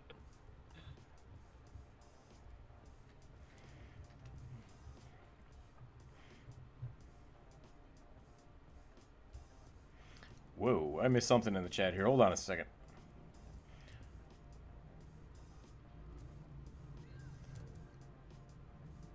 I was trying to say it would be fun to make these look like collectible cards, but that's just NFTs and gacha characters. I now realize that most collectible cards are just physical NFTs, and that's something. Yeah, with collectible cards, at least you have a card at the end of the day. I think that's fair. I think that's a fair way to look at it. And usually they have a separate value. Like with Pokemon cards or Magic cards, they can be collectibles, whereas people just have them for collections. But at the end of the day, they still have the function of being usable in the card game. NFTs. Where NFTs don't. Yeah. A number of people have been trying to turn collectible markets into investment markets, and it's about as gross as you can imagine. Yeah, that's kind of the fall of it. Like the Beanie Babies? Like the Beanie Babies, yeah. Beanie Babies are another great. Beanie Babies were the original NFTs. And then Pogs. And then we now know how much they're worth, which is nothing. So cool. You just gotta wait. Yeah, I guess it's true. I'm still buying something physical. Exactly. And with... You just gotta wait, and eventually everything will be worth nothing. I saw that people were trying to turn the classic video game market into an investment scheme. I mean, that's not uncommon, though. Like things that are inherently old and become collectibles can have value. Like, the value is just what people are worth. So, like, all the old Nintendo games, there are a few cartridges that are just really sought after. Same thing with, like, old D&D books. Old D&D books get value very quickly when they go out of print. So, they're not worth millions of dollars, but there's a Pathfinder book I would love to have, and the last one I saw for sale was like $300 to $600, and it's like I don't want it that bad. I think it was a tome of, what was it? Tome of Horrors for Pathfinder. It's basically a monster manual of just like eldritch shit. I think I have a PDF of it now. I found a PDF for pretty cheap, but one of my friends had it, and it's a really small book, and I loved it. And then I was like, one day I was like, you know what, I should buy that now that my friend lives in another state. And I went to look for it, and it was really expensive. And I was like, oh! Same thing with Ultimate Equipment or Ultimate Combat. I think I have both of them now. I might not have Ultimate Equipment. But that one's really expensive too, because it was a short run for the book. And now it's too much for me to add to a collection, because I don't think it's valued that much to me. So Mouse Guard is like $200 for an old book. Yeah. So I think there's the thing to worry about there is like investment schemes. I think that's the big thing. Like if you're buying something just for it to appreciate in value, there's inherent risk in that, and I don't agree with it. Which is why, like with NFTs, until NFTs have like hard value and can be used for something, I don't see it being functional. Yeah. And I think it's sketchy. Some of the original Mint video games with price tags of hundreds of thousands of millions are being brought on investment companies who then sell shares of the game. Neat. Will not be investing in that. That being said, if anybody has an old copy of Hero Quest that they don't mind parting with, I will take it off your hands. That has all the pieces. I don't even need all the pieces. I just need some of the pieces. I missed that. I mean, the new version is pretty good. Yeah. Actually, I might grab a new copy of that when it comes out. So I think it was last time I looked, it was still doing the Kickstarter.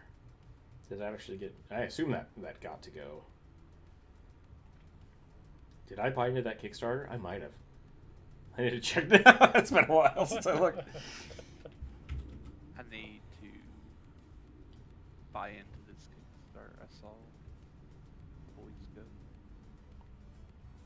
Oh Gods of Appalachia. Yeah, that looks really good. They did a really cool job with that one. The only thing is, I know nothing about the cipher system. Yeah. I think another interesting investment thing is like how to. I have a shit ton of like digital art books, digital art masters. Like, they're not great tutorials. They're just full of really cool art. And, like, I've looked at them for art, like. Maybe once I've flipped through them and read the tutorials, but most of the time it's just art, inspiration, garbage, and I love it.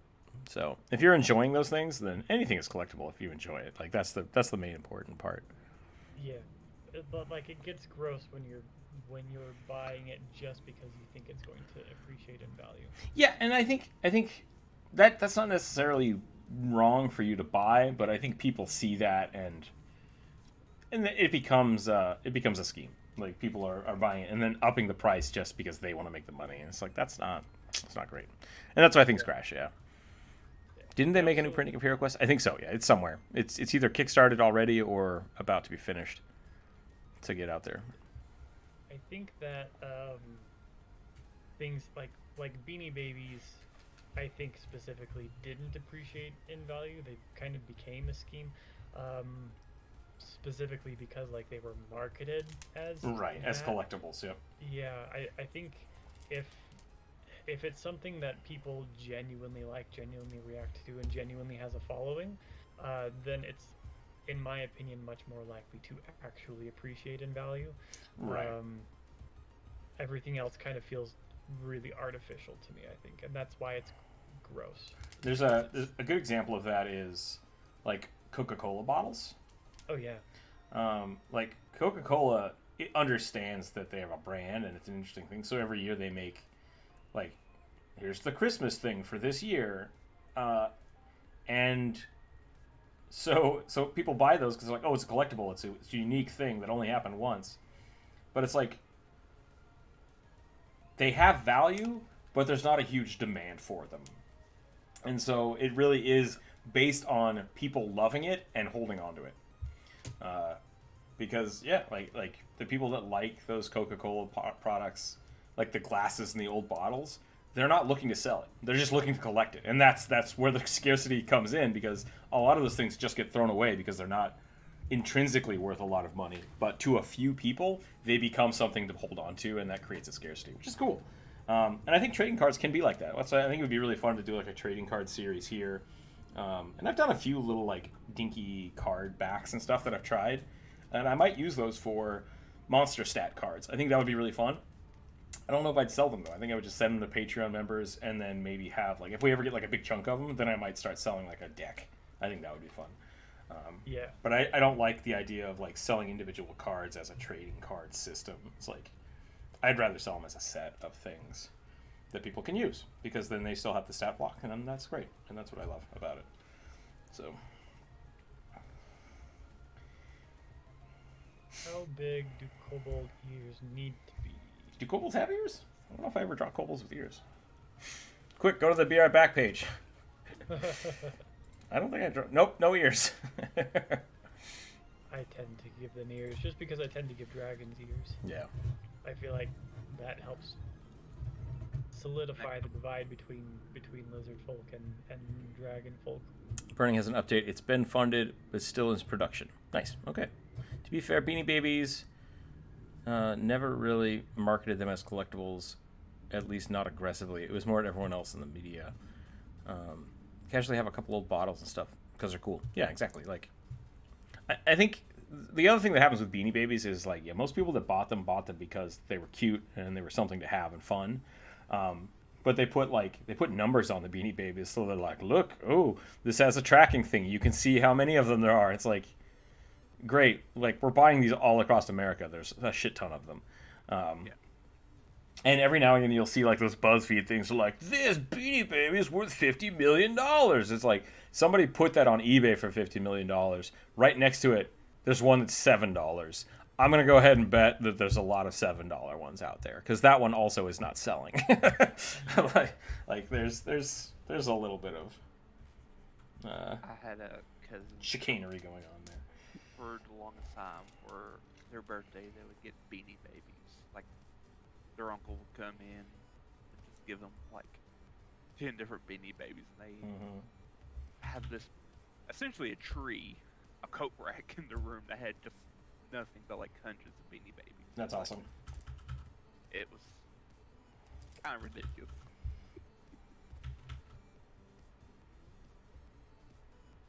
I was a poor kid and I didn't have any Beanie Babies. And there was this rich girl at my school who gave me one of her Beanie Babies because she thought it looked like me. And I'm like, I don't know if that's an insult or not, and I don't know how to take this, but I will accept this Beanie Baby. And I still have it. BuzzFeed isn't real. Yeah, BuzzFeed is just like... BuzzFeed is one step up from, like, a college newspaper. It's just opinion pieces, mostly. Yeah, like, they don't check anything. They're just like, we're going to pay you to write something. It's got to be done by Tuesday. Here's $50. And it's like, Beanie Babies are worth a lot of money. Peace done. Sure, Jan.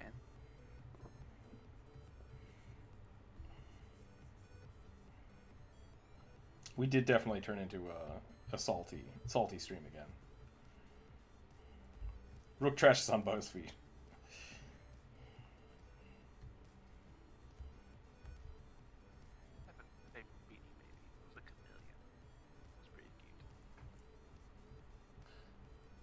I have the beaver that I was gifted. I was going to ask what the animal was. I was like... And I have a penguin. I have a random penguin. I like them both. They're great. I don't want to get rid of them. Sentimental values. Yeah, I think that's the important thing, right? Like Beanie Babies, because they're like stuffed animals, they have that intrinsic value. So like collecting is great.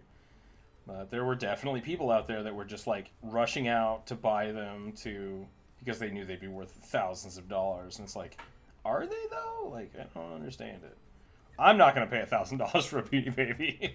Kind of like, I think it was McDonald's or Burger King back in the 90s had those like gold-plated Pokemon cards that you can like use as a daily weapon because they're so heavy, and everyone was like scrambling to grab them because they thought they were going to be worth things. I mean, yeah, like the Disney, or the Disney, I guess Disney too, but like McDonald's. That was a big thing that I remember hearing. Like, make sure you save your McDonald's toys. Don't throw it away because it could be worth money someday. And it's like, this thing's a piece of garbage. Like, this is gonna be important to maybe 3 people. 3 people are gonna want this item. Why would it be worth anything? They put 3 cents worth of funding into the manufacturing of it.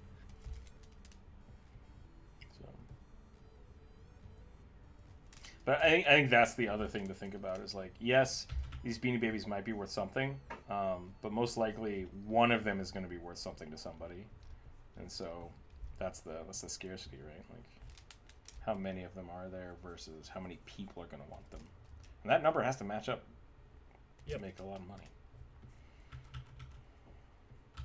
Usually doesn't. Rookzer0 teaches economy 101. I got a lot of experience. A lot of experience in that economy.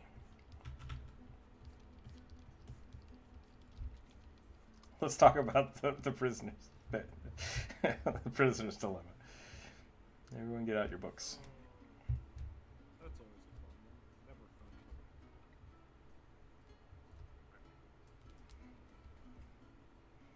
fun. I summoned the Cheese Lord.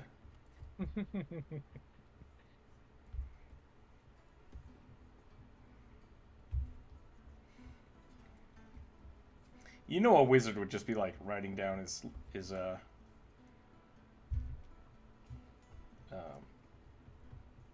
hell?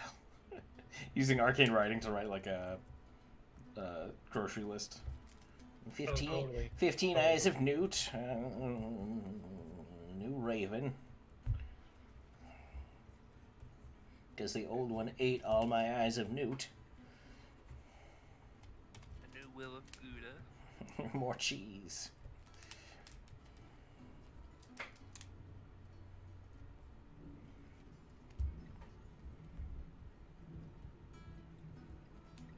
I opened my I don't know if people know what a jockey box is. I opened my glove compartment this last weekend. Pulled out like a glasses cleaner. And as I was doing so, I saw like a granola bar that was in there for who knows how long. But it had been chewed open and partially eaten, and I was like, is there a mouse living in my car? How did this happen? What's going on here? Is there access from the outside of my car into my jockey box? If it's a very hungry mouse, they will make access. Yeah, I gotta check. Oh yeah. There might be little mice holes all over my car. Want to know what's actually valuable? Lime Lego pieces, because chemically they are very weak and collectors need replacements. Interesting. Interesting. Finally home. Welcome, Running Over Raptor. Speaking of lime Skittles, bring back the lime Skittles. They were gone? Yeah, it was that green apple in the original pack. I can't eat candy. I don't care. I love Skittles. I bought like 5 pounds of Skittles 2 years ago, and it was gone in like a week, and I was like, I can't buy that anymore. Oh. Don't buy that no more. My mouth hurt. Moth larva will break into crazy places like that. Oh, that could be interesting. It could have been bugs. Could have been bugs. I didn't think about that. The rainbow intensifies. Alright, Yeah, in an my effort to rainbow. expedite things, I'm not going to color anymore, so I'm ready for a new one. Okay, I think I'm about good on this one too. So let's jump. Let's jump forward. I hope this is a good rat folk. Poke. I like it. Pope Wizard. Yep. I think he did a really good job on his little rat fingers. All right, what do we got? I rolled a 16. 16. 6.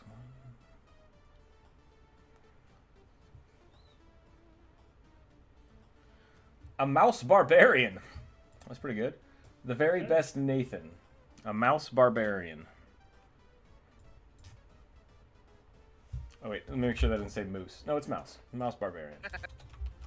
Moose barbarian would be pretty cool too. What are we down to? 1, 2, 3, 4, 5, 6. I think I did a 10, moose barbarian. 12, 13, 14, 15, 16. We have 16 left. 17 left. So I'm still going to roll a d20, but if I roll above a 17, I'll just reroll. I rolled an 8. Draconic style Warforged Barbarian. Nice. Oh, that's Bionic. There you go. So Dragon Warforged. Bionics. Alright, here we go. What time is it? 12:48. Not too bad. Not too bad today so far.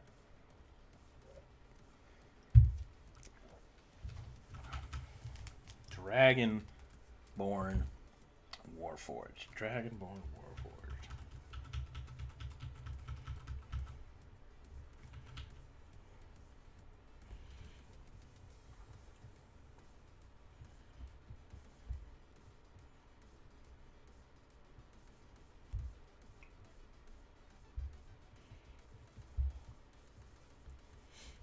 On the arms of dragon on.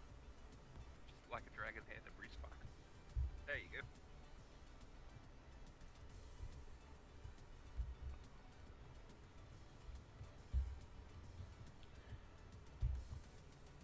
It's just the dragon head, like Gurren Lagann style. There's this weird Transformers where all of them turn into animals. I can't remember what it's called. Yeah, Beast Wars. Was it called Beast Wars? Well, there was Beast Wars, and then there was Beast machines. Beast Transformers machines. Beast machines. Yeah, because they were Transformers that turned into animals, and then they went back to Cybertron, and so they were animal machines that got retrofitted back into machines. So, like, Rat Trap went from being a robot to a rat with wheels. It was very strange. It was very strange. It looked really good for the time. Good on I them. had one of the really large toys of it, and that one in particular was like a cheetah. Yeah. Yeah.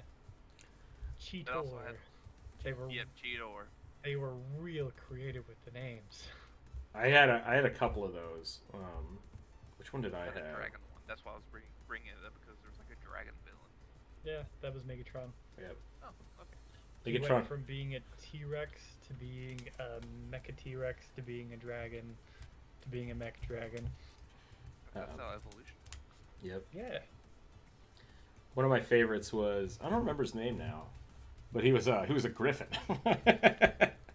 which I thought was really cool. Or was he a wolf? He was a wolf with wings, I think. Yeah. That one was neat. That was a cool action figure. They did a good job on that one. They did a really good job. I really wanted that action figure as a kid. I found it. What was that? Silverbolt. Silverbolt. There we go. Wasn't he the romantic interest for Black Widow character, the Spider-Girl lady, for a time? I think they definitely tried to take the. They tried to take it in that direction, and they were like, maybe we don't need to do this. Maybe we made these robot creatures too sexy. We're gonna start breaking people. I don't like this. I'm gonna start over. Interesting. I used to be able to just clear a layer by hitting D. Can't do that anymore. I don't know how. Hello, Burning. Hello. Welcome to Magma Studio. What happened to Aggie? We paid them money. So they gave more features. Draconian, like the race from Kryn. I don't know what that means. I don't know what any of that means. Did I misread it? Draconian styled. It's not. So it's More not. dragon-like than dragon. Okay. I mean, I can do a Dragon Warforged. I think that's fine. I Yeah. I rolled 17, so I'm gonna reroll. Sure. 5. 3, 4, 5. VHB, Nordic Witch. That's a pretty good one.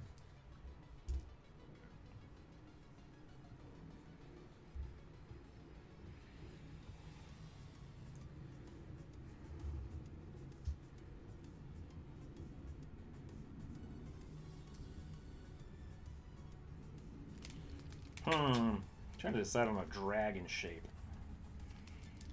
Dragons is hard.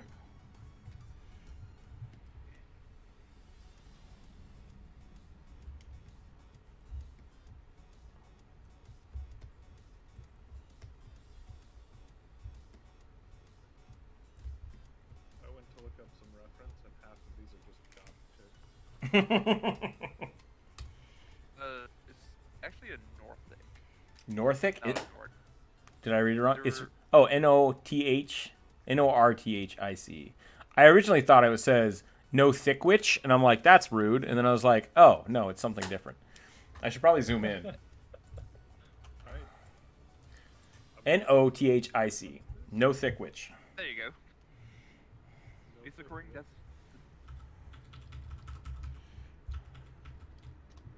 Okay. Oh, okay, that is very different. okay. It's the same in Pathfinder as well. Apparently. I know that I've heard it before, but I don't know exactly what it is. They look like a Scooby-Doo monster. I'm not gonna lie. So like an Big old guy in a one-eyed rubber mat? creature. Oh, okay. It looked like it could be a Scooby-Doo monster. That drastically changes what I was going to do. I mean, you could still just draw a Nordic witch. Sorry, Ashley, bro. Oh A no, Nordic witch. I'm good with this. I just She's gonna be thick. I gotta look this up. Nothic. Oh, good God. Yeah. I have drawn one of these before. Okay. There's a really good... Who did this one? I don't know who drew this one. Let me see if I can find it. I'm still stuck on the no thick witch. My brain is telling me, you don't tell me how thick to draw my hand.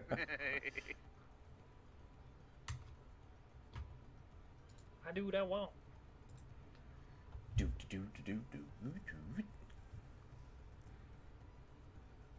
Yeah, the rotting gaze. Damn. Artist unknown. Is it actually unknown, or are you just being lazy? That's the question. Yeah. There is an ArtStation link. God damn it. Maybe Damn you, it's an Pinterest! station. Damn you, Pinterest.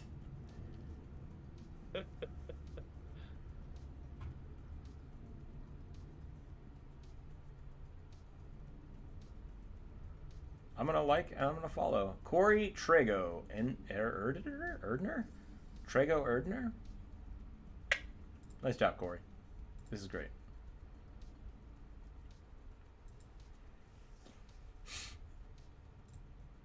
You get my follow.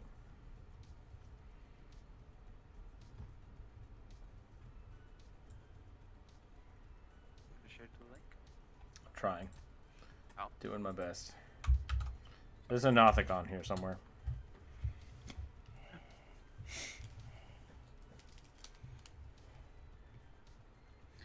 Alright, you all know my rules for Warforged. No eyes. Lots of robot.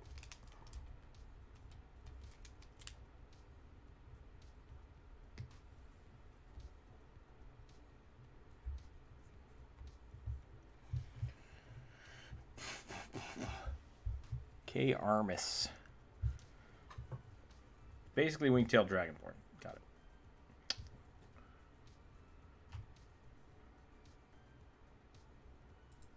Basically humanoid dragonborns with corrupted eggs. Oh, from corrupted eggs. Jesus. I'm so sorry. I looked over and I have it so I can see who's drawing. And so on my screen, there's this little thing that pops up that says Burning Palace. And it was just like going all over the map. And I was like, what's happening? sorry, I was testing pins. You're fine. Testing. Yeah, we did that earlier, so we get you. Take your time. Cool thing about the Draconians, Grant, when you kill them, they explode in different things. Oh, okay. So, like, sometimes it's an elemental explosion. Sometimes when you kill them, they turn to stone. You can't pull your weapon out. It's stuck.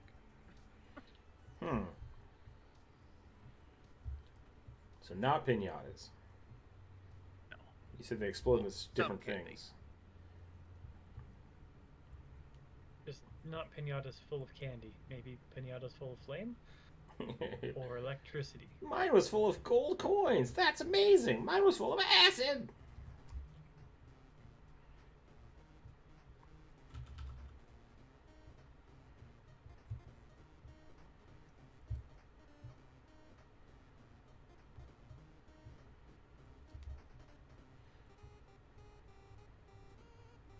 Oh yeah. My drawing is getting better with everything I do. That's good.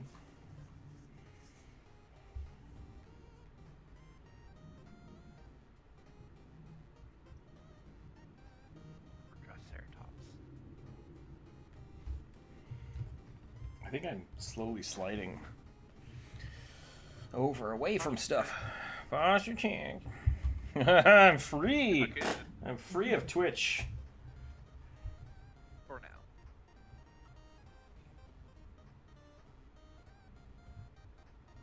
Just go on Twitch, start spending points. Does that work? I believe. I don't think I have an alert box turned on right now, so. I don't know think if you it can would. spend points while you're offline.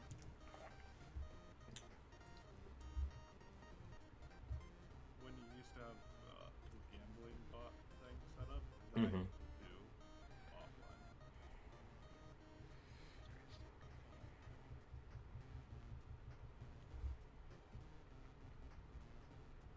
So I've been looking up the cipher system. Looks like it's a D6 system.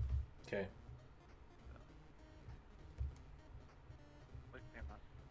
They also use D20s apparently.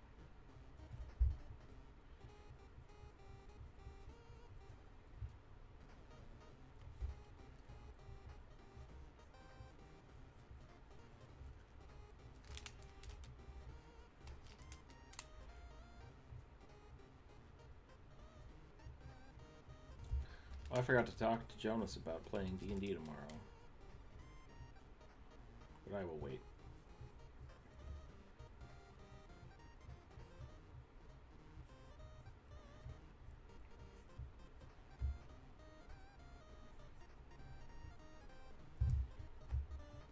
Chat, my mousy boy needs a weapon. What do you think?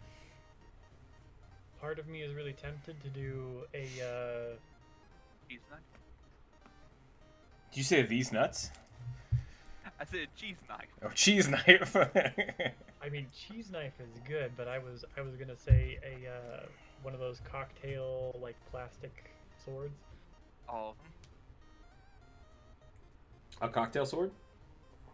Yeah. I guess. I don't know. I don't drink.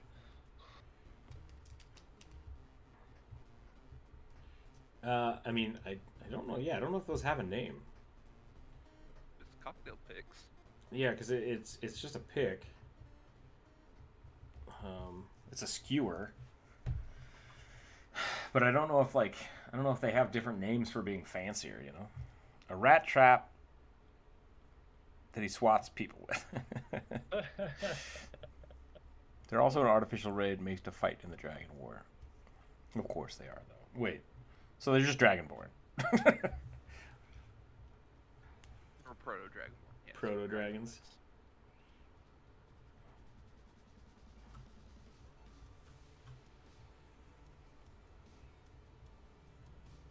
They were pretty much eggs from metallic dragons captured by chromatic dragons and cursed. Gotcha. Oh, so they got cursed to be people instead of people being cursed into dragons? Yeah. Gotcha. I like it.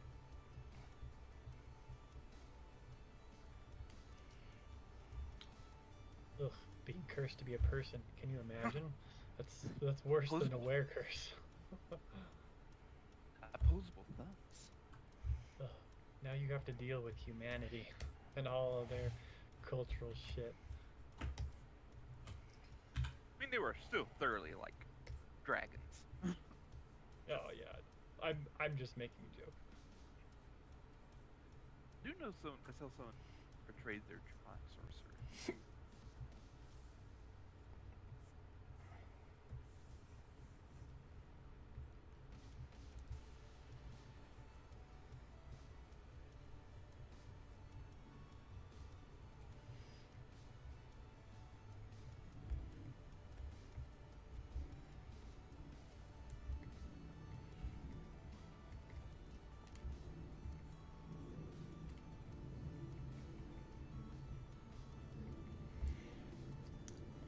Wait, why the cry face? Because he didn't get the mousetrap? Oh, I haven't considered yet.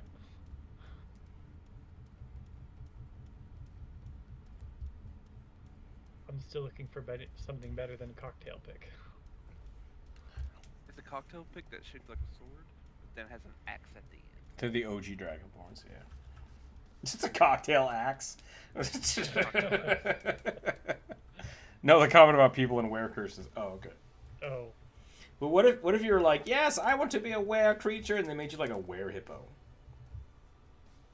I mean, Hippos hippos are pretty kind of brutal, so I'm okay with that. Sure. Until you don't get the head of the hippo, you only get the butt. You just become half a hippo, but the back half. Still a positive for some people. Gross. Yeah, people think that until they get the specific hippo leeches that live inside their sphincter. Aren't hippos supposed to be like devils of the Amazon or something like that? I mean, they do kill a lot of people. Yeah. They're very scary. Every night, when the moon is full, you turn into a hippo and start rampaging around the watering holes, killing everybody you loved. Crunching crocodiles. Yep. They haven't made it to the Amazon yet, have they? No. I don't know. Wait. Like, There's some in Venezuela or Colombia. yeah. Coke hippos.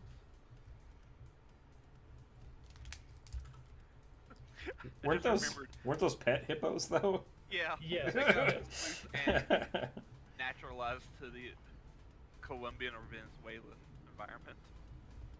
But, like, you can call them a pet, but they, like, you don't tame a hippo, right? No. Is that So- baby hippo sucking on that other hippo's knee? What am I looking at there? What is happening in this picture? I'm confused. I'm Looks confused. like it's teething on the other hippo.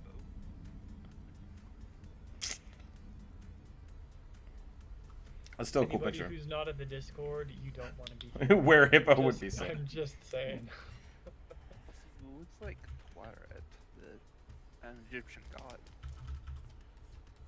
I was gonna say I had very Egyptian vibes. Yeah. Yeah, looks like the hippo goddess. A hippofint? Sure. That's a magic card. Oh, I'm not sure if that counts as furry porn or not, so I'm sorry. Yeah, I don't think so. I don't think it did. But it was a very strange picture. I'm sure there's context that we just didn't get. I remember that card. Well, at least you tell me about it. I recently learned about the Holophants. Celestial, fuzzy, winged elephants. But have you looked up the, oh, what the hell's it called? I don't remember. Never mind. Bad joke. Joke failure. Joke failure. Retracting.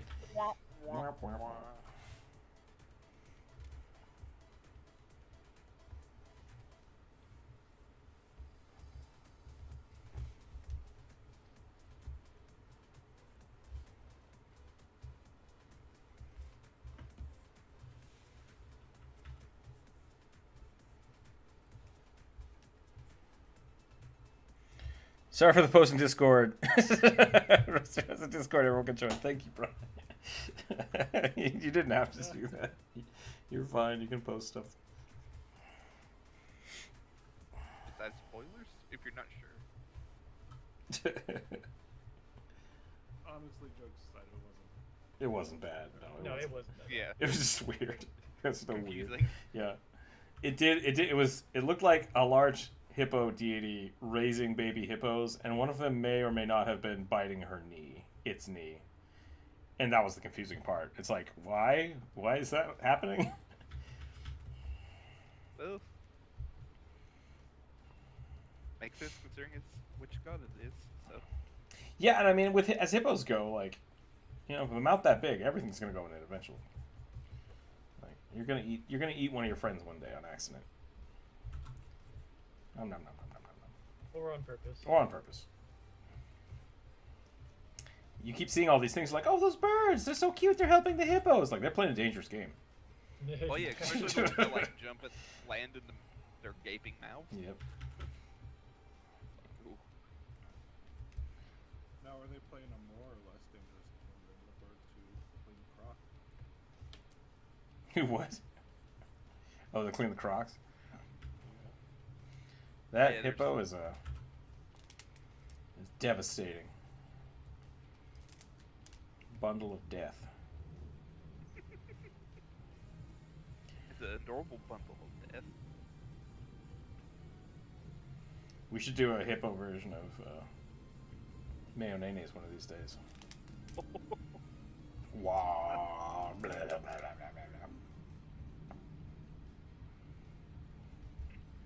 What are the... Demon Lord of Hunger. Yep. I am a hungry hippogriffs. What's the hippogriff again? Horse? Horse Griffin. Horse griffin? Yeah, horse head of an eagle. Go with WoW, they also have antlers. Everything in WoW has antlers because they're just night elves that boinked something. Okay, so that's what I was thinking about. I was thinking about the hippogriff in Magic the Gathering. But it's not a hippogriff, it's a feldegriff. A feldegriff is a hippo with wings. I shit you not. I'll post it. I don't know why. The graceful feldegriff. Love it. This is the other good one. That was the original one from 1996. This is the newer art print of it called the Questing Feldegriff because they decided to roll with it. I think there's only 2 or 3 of them. There's only a few of them. Yep, next Celestial Patron. A Feldegriff. Yep. Blah! Let's see what we got here. Because I'm totally making a Luxodon Celestial Warlock whose patron is a Hollypomp. Yeah, I think there's only 2 of them. Elephants all the way down. Celestial Gamble has them in the artwork, so I would count that as legitimate for Feldegriff. Celestial Hippos. Yeah. Celestial Hippos. You know, it's a thing. It's a thing now. It exists. It's out there. It's all in your brains. I have infected you all. I mean, there are space bounty hunter hippos. Yeah, why not Celestial Hippos? Ah, cousin. Brr.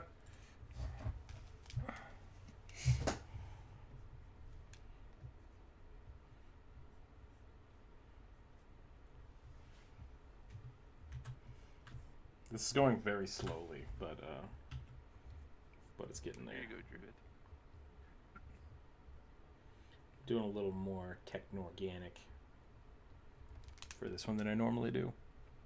Oh, I love that. Is that a kobold riding a moa? It could be a kobold or a lizard folk. I don't know. It looks like a terror bird.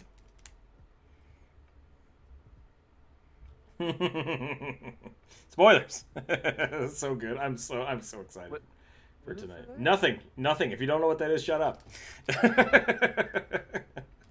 I'm excited though. I'm so excited.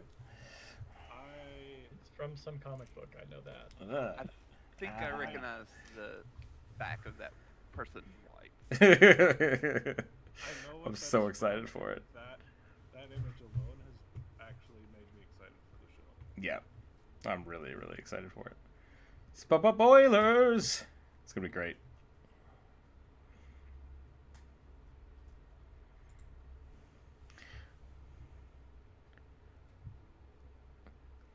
It's fine. No more hippos. I just started looking at the hippo picture again, like with like more close up. And yeah, either this thing is biting the big hippo's knee or the big hippo is about to kick the shit out of the tiny hippo. Both are not mutually exclusive. It's like, this is either very bad or like, mediocre. Just no more hippos. Yeah. Bryce, Hippo says it might be teasing. Bryce got a bad track record with hippos.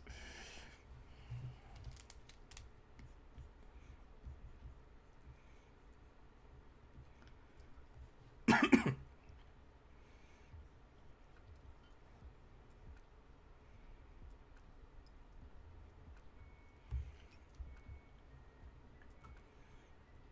one giant ball would be terrible. Having one giant ball would be terrible? Is that what you said? One giant eyeball. Okay. Oh, I'm only posting werebears for a while. especially That's because safe. It doesn't look like they have outlets.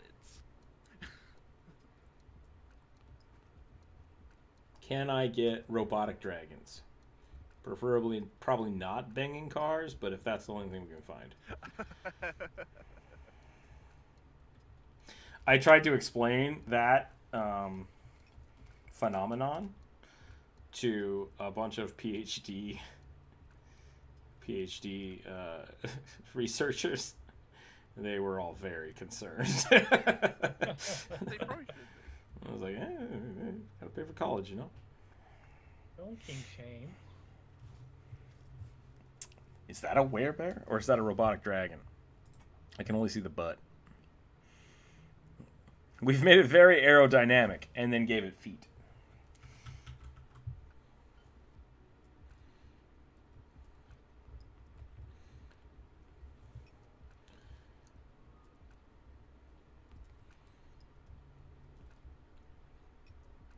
As a werecar, you are cursed to kill your best friend.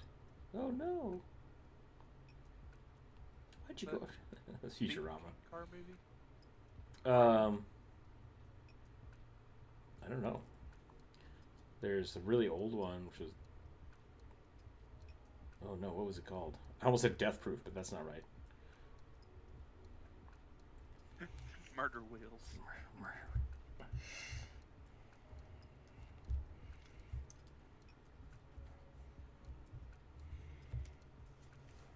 Hippo skeletons look so demonic. They're pretty scary. Yeah, hippo skeletons are pretty great. Yeah. I mean, they are pretty scary, but like dolphins, skeletons look like eldritch creatures.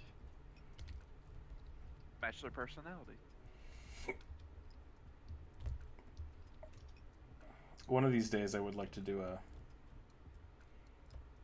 what the Drawfee used to do. They were just like the bone game. Bone game. Yeah. Okay. Draw the flesh onto this creature. That's how aliens would reconstruct what a hippo would look like. What a Or hippo how- actually looks like. Or how current humans reconstruct dinosaurs. Oh. There's a... It's funny because there are rules to how things attach to bone. Yes. And so a lot of the dinosaur misclassification and like trying to get really badly drawn things of that is because basically they tried to have people that don't know what the hell they're doing do it. Like professionals that do that, like forensic anthropologists, are pretty good. Like they're really Yeah. good. Yeah, they are.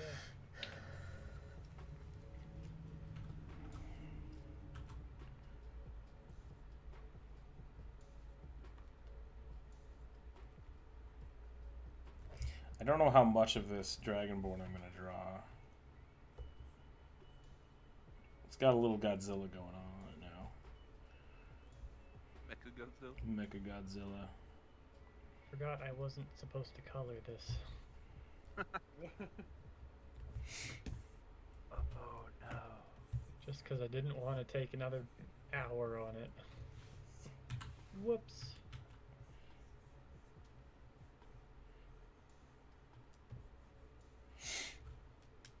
Dolphins are scary. I mean, they're the horses of the sea. That's not true at all. Hippos are the horses of the sea. Look at that fantastical water horse. Excuse me? Look at it. It's a horse. Have you ever seen a horse? No. Is that a unicorn over there? Look at that unicorn. No, it's so a crazy. narwhal. No, Planet the Elder. Stop it. Oh my goodness, look at the beauty of that creature. I must love that mermaid. That's, you know what? Go ahead. I'm just gonna be over here. I'll be at the wet bar. Well, yeah, maybe if he likes it, it'll save the dugong.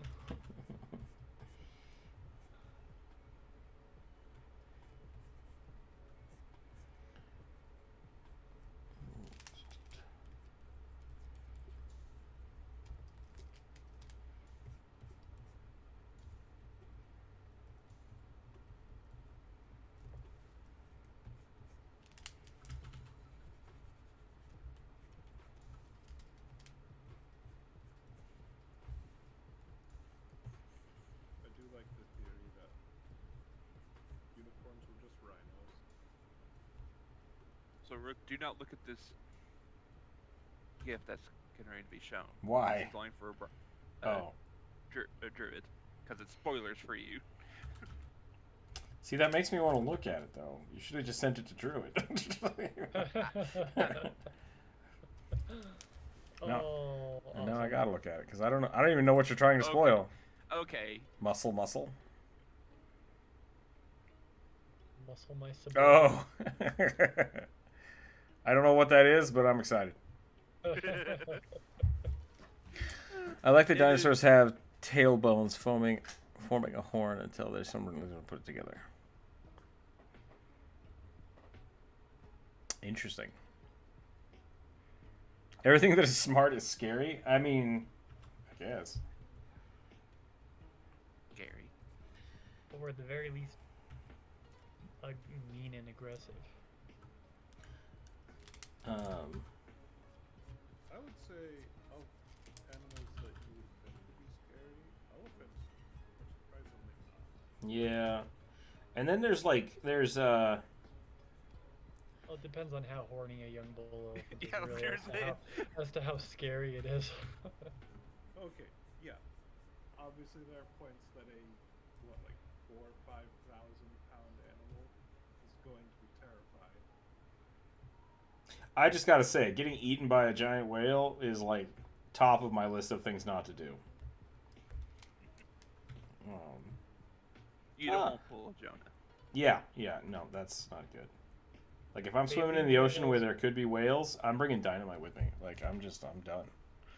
Baleen whales won't even try to swallow you, though. Well, try and can happen are two different things.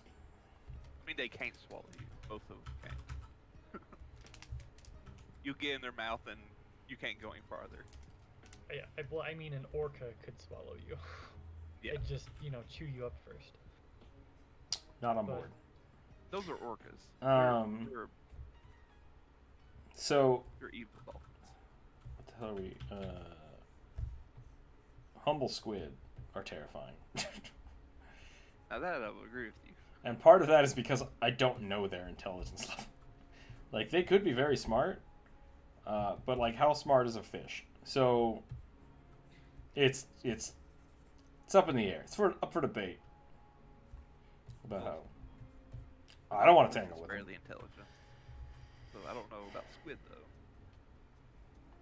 Squid are pretty intelligent. They're Yeah, but they're not gonna come out of the water and figure out how to open your, like, They figured out how to use the doors. But if you're falling in the ocean, like, the intelligence quotient changes. Yeah. Look, something that is struggling to swim. Let's eat it. Mm-hmm. It doesn't matter how smart you are. They're just gonna eat Have, you. like, hooks on their tentacles. Yeah, they're weird. They're weird and creepy, and I hate it.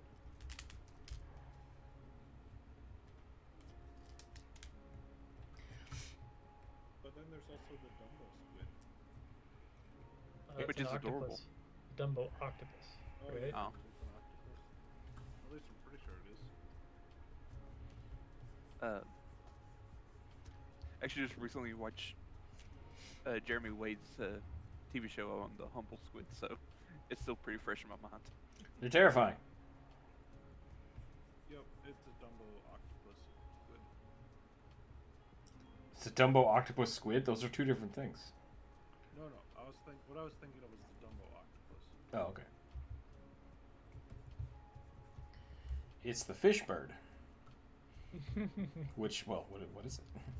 It's the bird fish. You just moved the name around. That didn't help. Rays will be birdfish. All praise the birdfish. Wonderful little sea flappy flaps.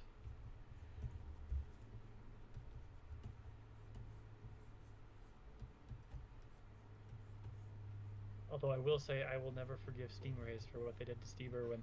Oh. Sorry if that was too soon. I'm on the fence. I mean, I'm pretty sure he wouldn't have held it against them. Yeah, that's kind of my thought. Okay, that's fair. Thank you for making me feel bad for mourning the loss of my childhood idol. Mourning the loss is absolutely fine. I mean, you can be mad at the one Stingray, like a little bit, I guess. Yeah. I mean, he got out of the boat and he was worried because he hurt the Stingray, and then So like, I think I don't know, I wouldn't be mad at him. Stingrays are cool.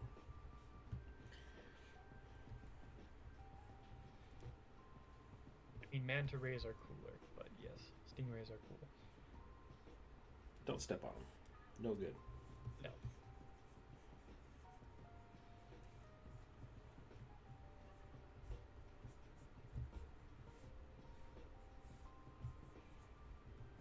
A zoo near me had like a attraction thing where you could touch rays.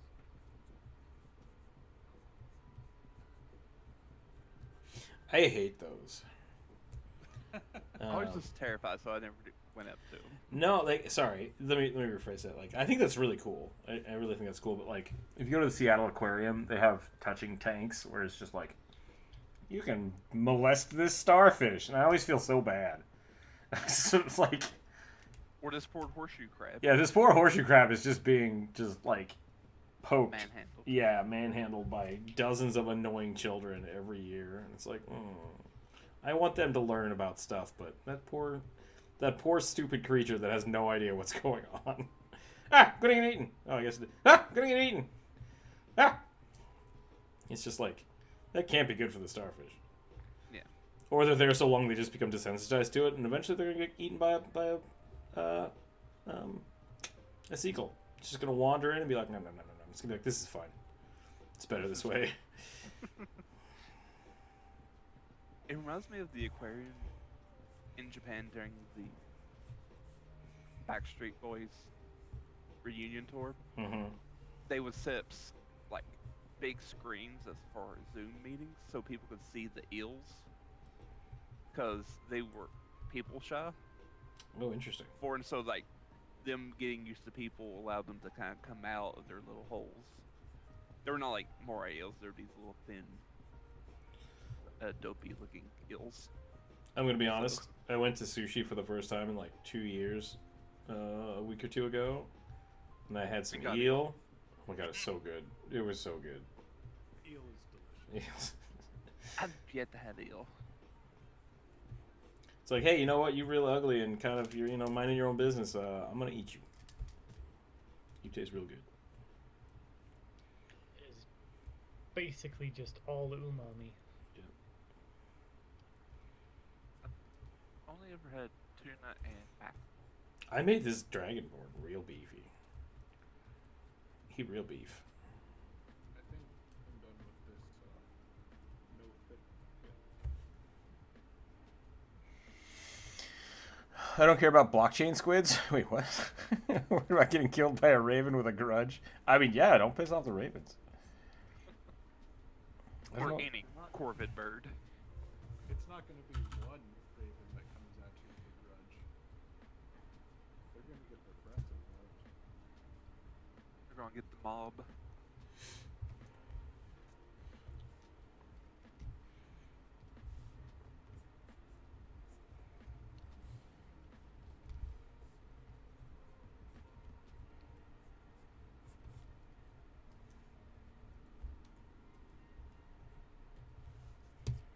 I think I'm about done on this one too. I'm not sure where to take it. I kind of went a little off the rails.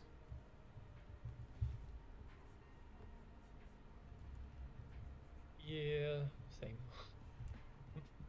We have been drawing for a while though, so Yeah, it's what, 1:30 for you? yeah. I think we started at like 10:30. I think we started a little earlier today than normal.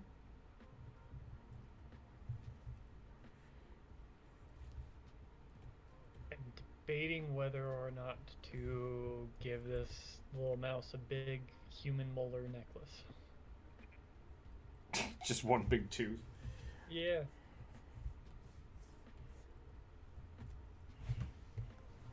Make Burning, him you ready for another one? Giant Slayer. Yeah, I rolled a 1. A 1. Ooh, fancy. Oh, fancy. Let me see. Let me get my list out here. Oh, now I zoomed in too far.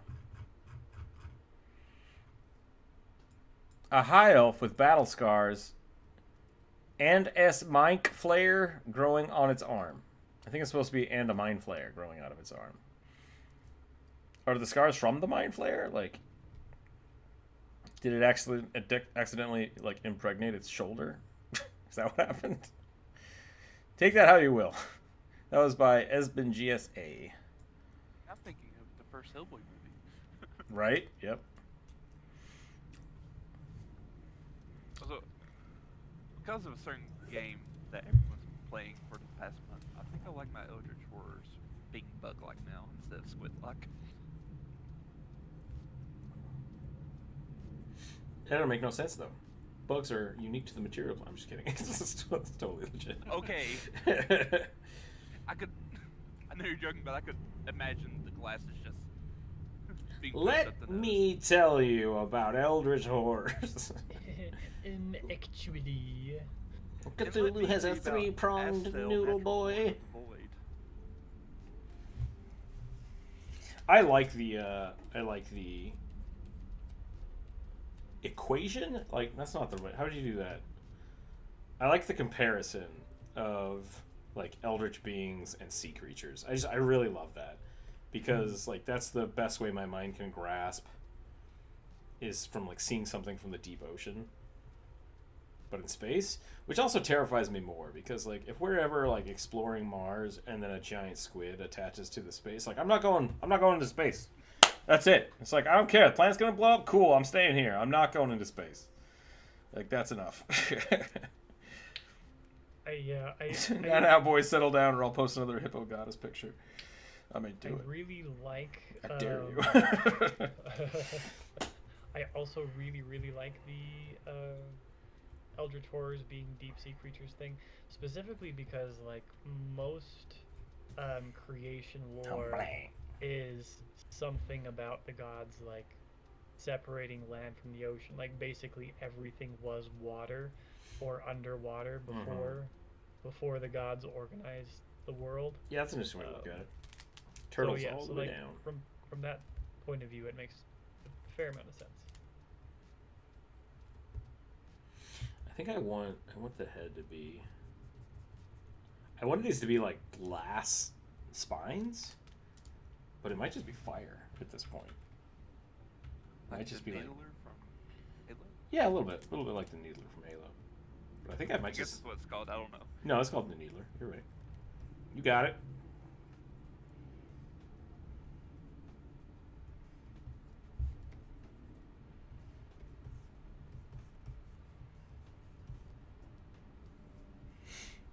H.P. Lovecraft because they saw a big fish, right?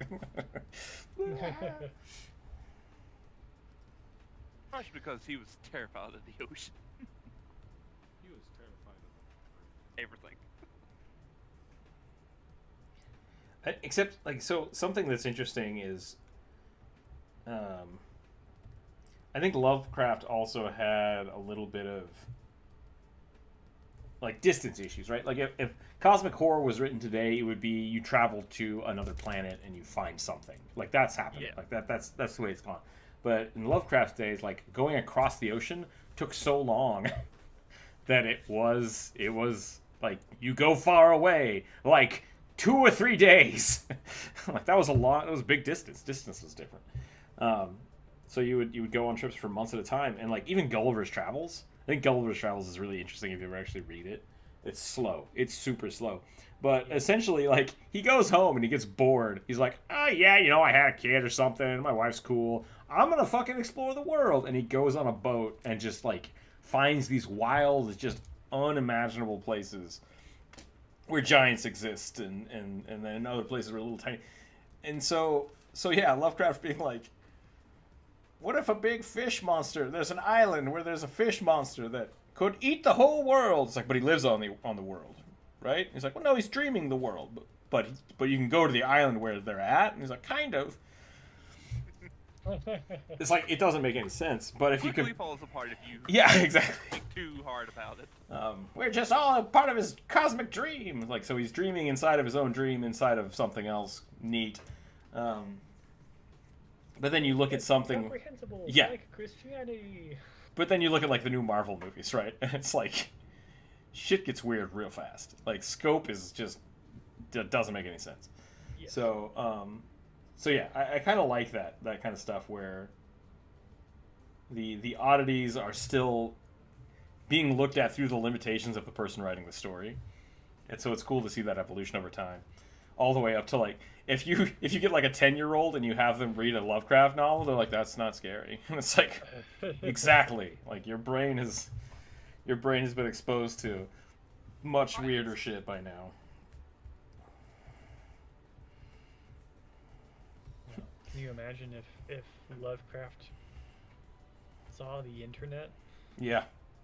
I mean, just trying to explain the internet to Lovecraft would make him freaking, like, reverse jizz himself. I don't know what you would call that. He'll probably would lock himself up in a closet and never come out. I mean, like, some of the Lovecraft stories are like Frankenstein. Like, this weird doctor is taking people and making them live forever. I'd better kill myself. It's like, run that by me again. Like, what's... You saw a guy who looked like he might have been dead once, but now is obviously not dead. And that's the most traumatic thing you've ever seen in your life. Got it. Okay, cool. You're not ready. You're not ready for a World War I or II. I'm sorry. Yeah, like, get it's out like of here. that one short story, like Cool Air, I think it's called. And he wrote it when he moved to Brooklyn with his wife and was exposed to air conditioning for the very first time in his life and was terrified of it. What's a monster? It's sucking all the heat out of the air. I was like, oh dear. Cthulhu's not one of those whose dreams created anything. Yeah. Well, yeah, Cthulhu is essentially a watchdog for the Elder Gods. Oh man, it's been so long since I read the oh crap, I can't even remember what it's called. I have all of. Call of Cthulhu. Is it the Call of Cthulhu? Yeah. This is the name of this short story. Or book, whatever. And that's the one where the guy goes to the island? Yeah. Okay, then I must be thinking of something completely different. And then kind of like goes Snow White. His hair turns Snow White because he was so afraid. All right. There's a bunch of really funny stories. I have them all in a big anthology on an audiobook. Yeah. So I've listened to them a few times. But what are we thinking about on time, by the way? I don't know. I think I probably want to do one more. I think. Okay, then I'll roll one more as well. Yeah, I thought Cthulhu was the dreamer. I mean, he may have wrote another one about Cthulhu. but I know like the one that kind of like establishes Cthulhu and the island was called Cthulhu. Yeah, that makes sense. That makes sense. And like the lore has changed over time because of just other stories and people, stealing stuff. Roll to 6. What I always thought was kind of interesting, that all the stories, for the most part, except for a few, are like the narrator is reading like letters and notes from other people, and like 2, 3, 4, 5, 6. A marine iguana lizard folk turned pirate crewman. This is by Axton Lunark. There's actually a pretty big description here. Yep. We're not going to... Axton, if you're watching, we're probably not going to get to most of that, because usually we just do a description, but... It's a pretty good little character, though. I like it. Yeah. Marine iguana lizard folk. Yeah, no, I think that's the one thing I really like about the Cthulhu stories. Like a lot of Lovecraft stuff is basically how they're presented. And they're presented kind of in the creepypasta thing we were talking about earlier, which is very much like found knowledge that people are looking at, usually someone that's related to them, like, what the hell happened here? Like, all those things are still Dracula was yeah, same thing. Like looking at notes. It's a great formula for horror because it gives somebody a reason to be involved and be there and care about something, right? Because they're like, oh, I have some investment in this to figure out, what happened to my grandfather. I do want to read Dracula. It's rough. It's a rough one. I mean, I know it's very much a slow crawling burn. Yeah. No, it's also frustrating because all this shit happens and you just want to like just throw the book across the room and scream, "Why don't you people fucking talk to each other?" Right. And then they do. And you're like, thank God. Yeah, like the woman who dies, she specifically dies because they don't tell the mother anything that's happening, and so she comes in and clears all of the garlic out of the room in the middle of the night and lets Dracula in to kill her. So basically putting up landing lots more. Yeah. Basically, yeah. I got a rule, and it's a see something, say something. Like, I don't care how crazy something is. You see something weird, you tell somebody. Like, hey, just a heads up. I'm pretty sure I saw a giant dragon just eat somebody over there. I don't see it now. I don't know if you saw it, but I saw it. Just so we're clear. Okay, moving forward. That might be important later. We might not be stories in whatever the fuck is happening over there. Just so you know. But I'm so sick of horror movies that. Yeah, go ahead. What's up? Galapagos diving iguanas are weird looking. Yeah. They are. They're like, what if face but nose up here? What if it wanted the miniature version of Godzilla?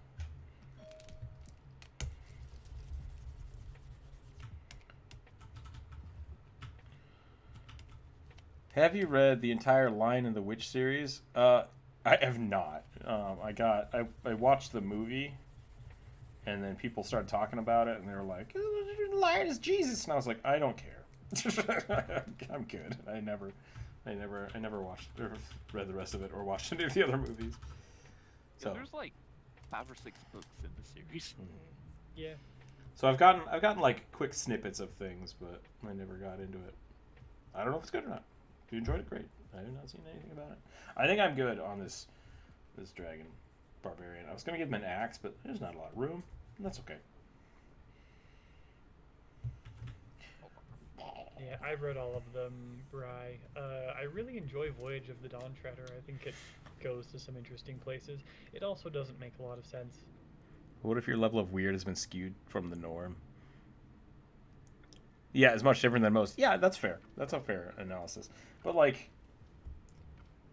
you don't have to tell everybody every time something weird happens, right? Like that makes you the weird kook in the horror movie, right? Because they're just like, oh, the dogs were dancing over, and then everyone's like, we don't care, old man, stop telling us stuff. Like you have to find people you trust, Yeah. and then tell them these things. Yeah, and like it matters.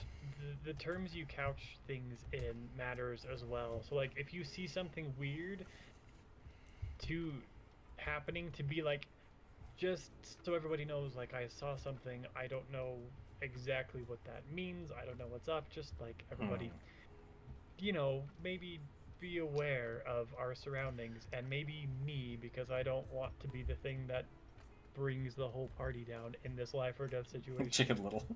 Yeah. No, I really think the big thing about that is just it's more of a trope thing than anything else, because like something will happen in a horror movie, like someone will reach through the mirror and grab somebody's arm and then spit black bile everywhere, and then their teeth fall out, and then they just walk out of the bathroom and they're like, "Oh, that was weird." It's like, no, you call somebody. You call somebody right now. Yeah. Not like, you know what I think I'll do? I'll let my young child use the same bathroom. And it's like, no, burn the house down. Like, call somebody, burn the house down. Never go back. Like, that was not you. It's like, oh, I must have just imagined all that. It's like, Hell. tell somebody you imagined all that. Just so there's a record. Like, call the cops. Be like, hey, something weird just happened to me. I don't know if it was real, but I want to tell somebody. I want to put it in the newspaper. It's kind of like, touching on like the level of weird is skewed. Like me growing up in a very rural and wooded area, and like I'll hear people talk like they saw like a deer walking on two legs. It must have been a quote unquote skinwalker. Yeah, it's or like a nope deer. Like, what if it was just a fucking deer? You realize deers can stand up on their hind legs, right? Deers do weird shit, and it's creepy. It's creepy as fuck, and it's okay to tell people about that. Like, I saw a deer doing some really weird shit. And all the people who are making this, like, talking about it are like people who are not from here and visiting. Yeah. Going on hikes, and it's like, oh, you poor summer child. Isn't that the whole thing about the Insidious movies? Yeah, I mean, most of like the ghost movies or like horror movies that you see, like if anybody would just talk to each other, they would solve the problem. Like that's the biggest thing. And there's always someone who's like, I have to protect them by not telling. It's like, I always want to know. Like, if for some reason you think that there's, you know, a eldritch being that lives under my house, you can tell me that. Like, don't try to sugarcoat me from that. I want to know. Like, I want to know about it. Like Please. the Evil Dead movies. Yeah. Like, just leave. Just fucking get out of there. All right, I'm done. I'm done with this. I'm gonna move on to the next one. Just move away. Just fuck this house. Because it's never like, oh, I just got a brand new job in this town and we have to live here. It's just like, we just bought this house because whatever. It's like, just fucking go. Sell it and go. Set Live it on fire and take the insurance. Live literally anywhere else. Anywhere else would be fine. Stubborn people that refuse to talk. That was my reaction talk to each other. when I read Color Out Space. I was like, just move away. I see all the people who want to escape the haunted house in every movie. I'm the guy that's getting the flashlight and going, let's explore. And I mean, yeah. I don't know how you're still around, Bri, but I'm surprised the ghost hasn't eaten you. Yeah, maybe. Yeah, Bri might be possessed. Maybe that's why the were creature stuff is so good, because it's like a ghosted were creature wearing a Bri suit. We don't know. So maybe that's why he's so obsessed with Halloween. Yeah. Bri is secretly a cockroach. The ghost of an ancient bear.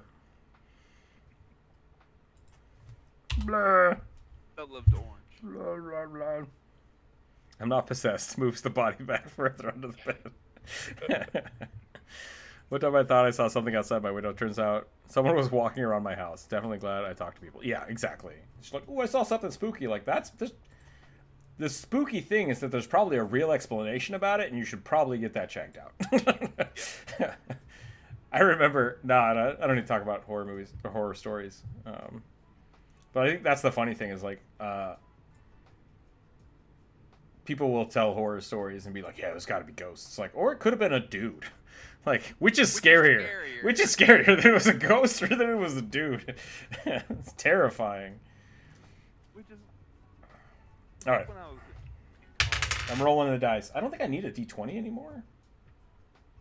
1, 2, 3, 4, 5, 6, 7, 8, 9, 10, 11, 12.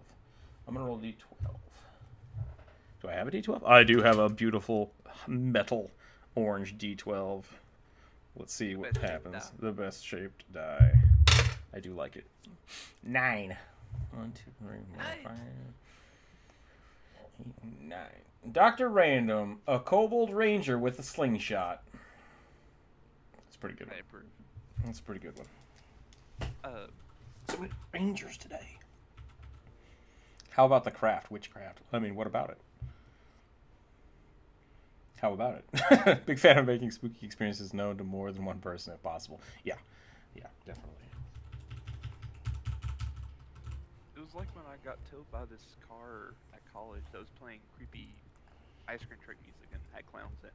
I immediately called campus security. I'm like, you need to get these people out of here. There was a lot of that shit going around for a while.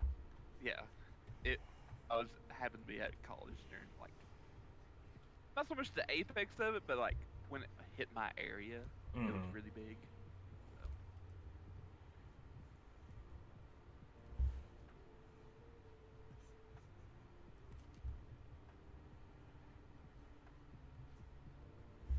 Also didn't help that I hate clowns. Sure. I had like a reoccurring, I don't know if it was a reoccurring dream, but I thought it was a dream about being like captured by a clown at a circus, and it bothered me for a long time. And then I told my parents about it one day, and they were like, "Oh no, that happened." I was like, "What?" They're like, "Yeah, you got picked to go up to the front and like participate in something, and you freaked the fuck out." And I was like, "I did not know what was happening. A clown grabbed me and started walking away with me." They were like, "We were right there. It would have been fine." I'm like, "Well, trauma. Trauma happened." No circus should have clowns in. Just gonna make that blanket statement. Unless it's like a horror circus and it's something you pay to go see.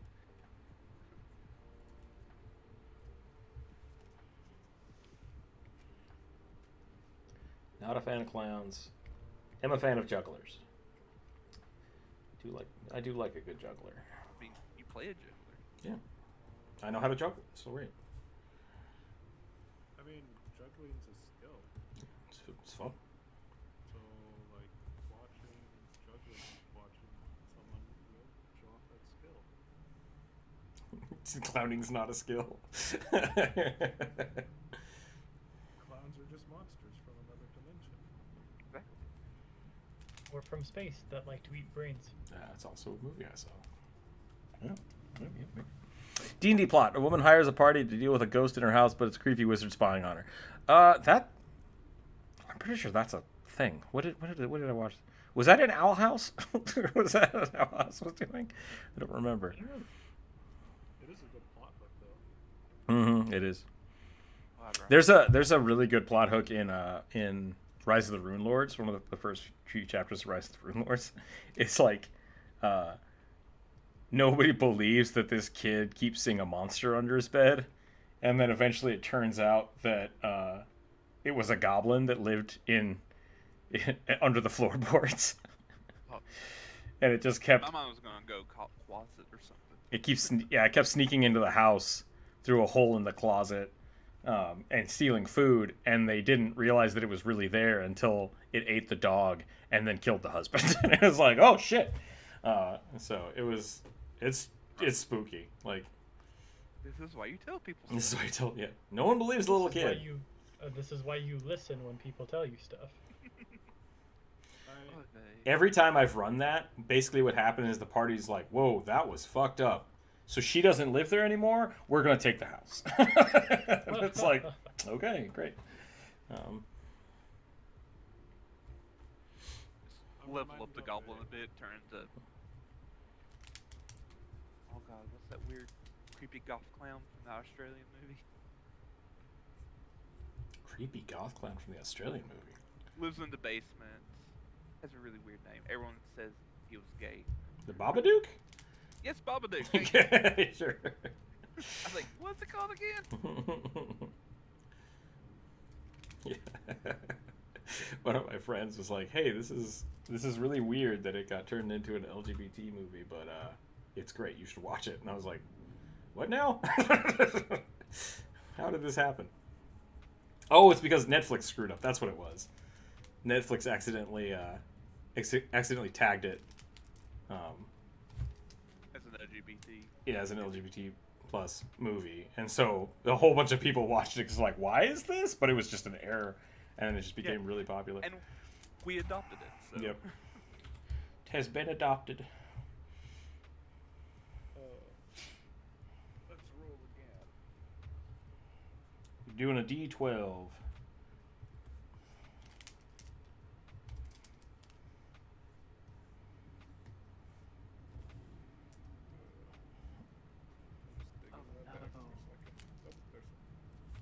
Your lizard focus remind me of that really stressful scene from Planet Earth. Planet Earth. I don't know if I've ever seen Planet Earth. I rolled a 9.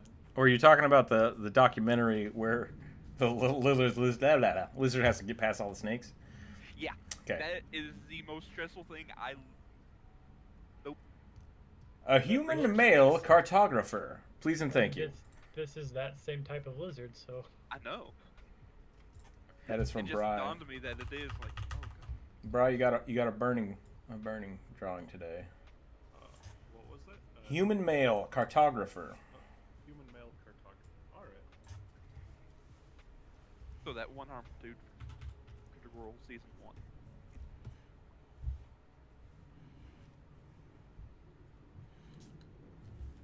I love me a good slingshot.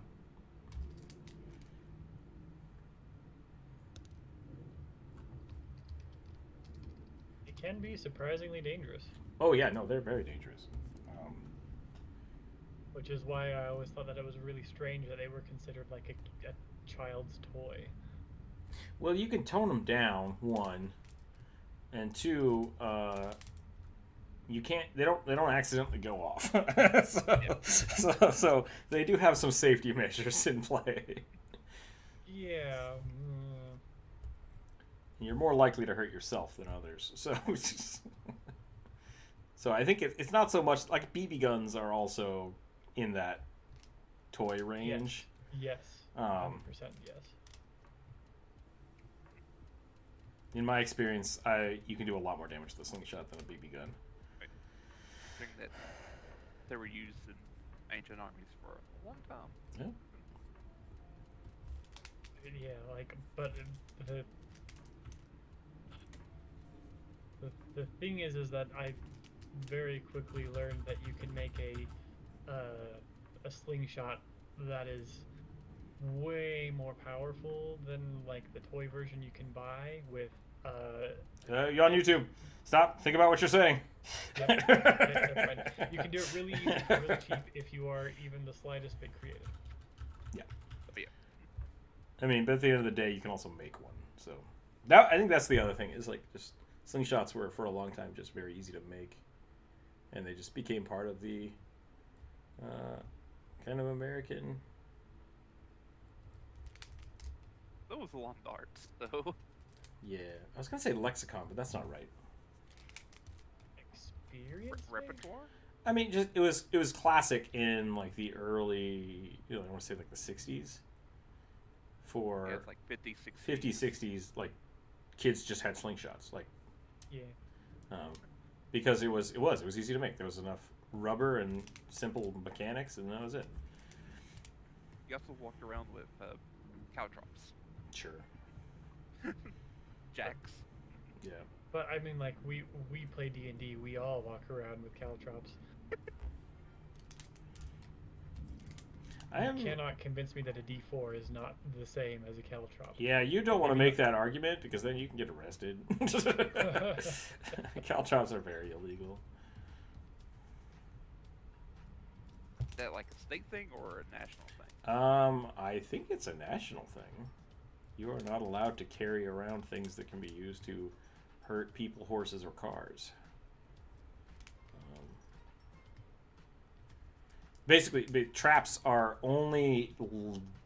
You can only trap things in situations where you are intentionally trying to hurt somebody, which is really weird. Which is really weird.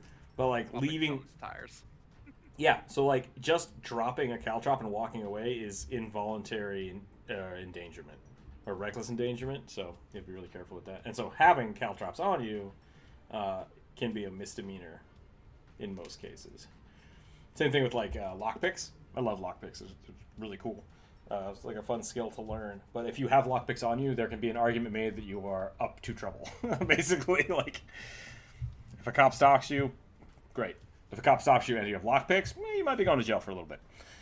We'll see. Locksmith. Yeah, but I'm a locksmith. Prove it.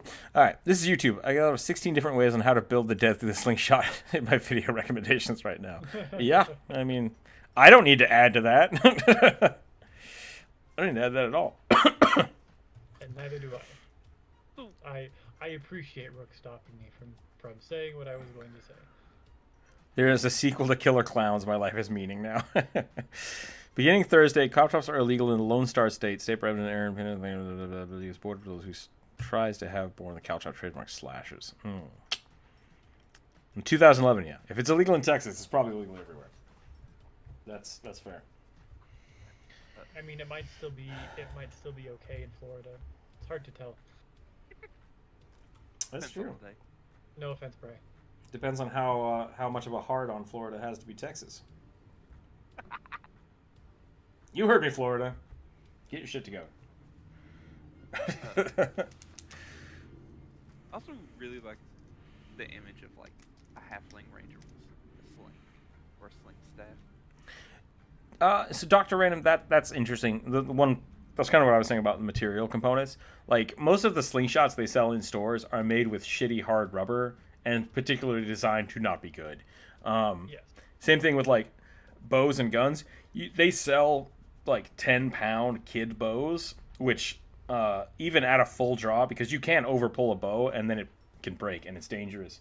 Even at a full draw, they only go like 10 feet and you're not gonna hit anything. Like you're not gonna hurt anybody with them. So that being said, like you can buy high-end slingshots that are designed to kill things. You can buy BB guns that are designed to kill things that aren't just toys. So there's a difference there. I think there's definitely a difference there. I would also add that bows are the damage potential is also directly related to user Correct. There's a fall off though, because you can get the poundage on a bow varies, and then you can basically like overdraw it to increase the power. People with longer arm lengths will usually have a larger, heavier bow because they can pull to that. But there's usually a draw length that the bows are rated at. So at an average draw length of this, that's what the poundage is at. And so if you can pull it back farther, which is strength and mechanical length based, it can be more powerful.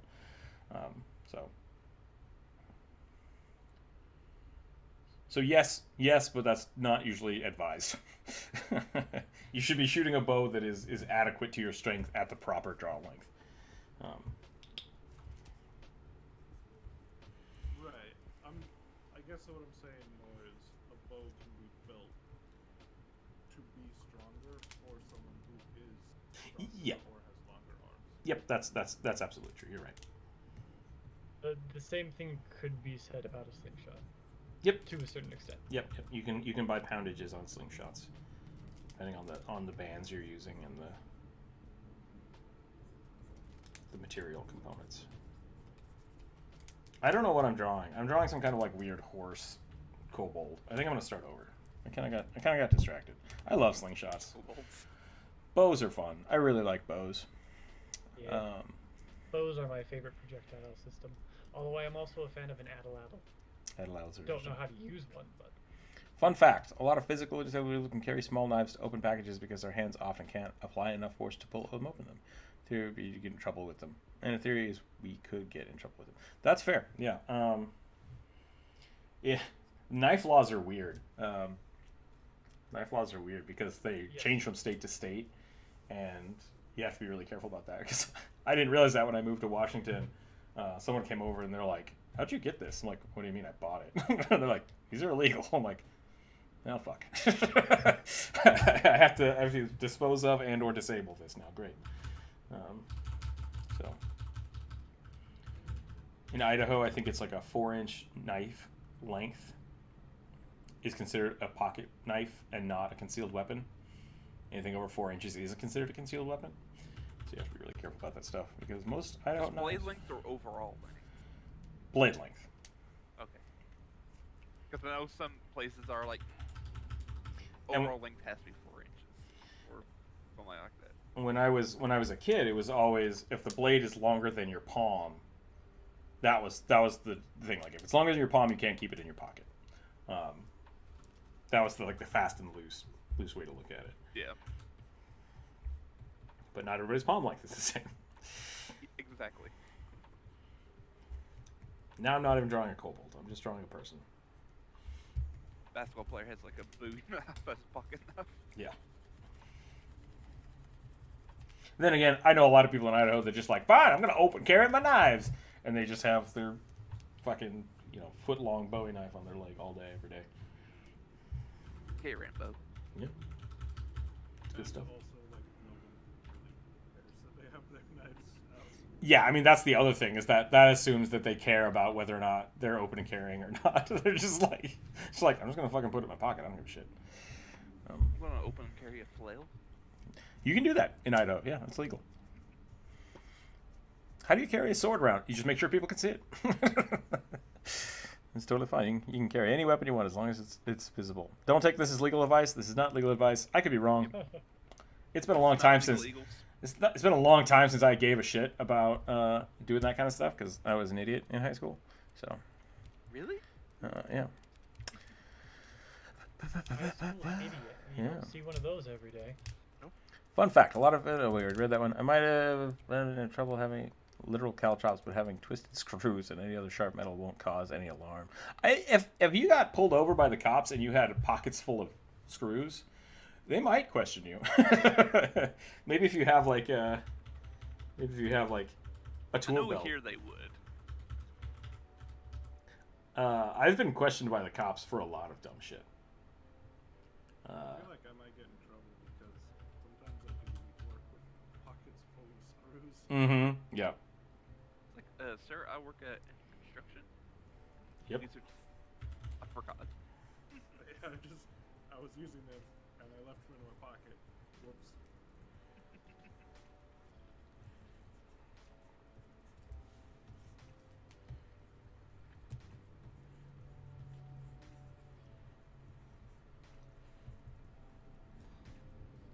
That was always kind of funny when I was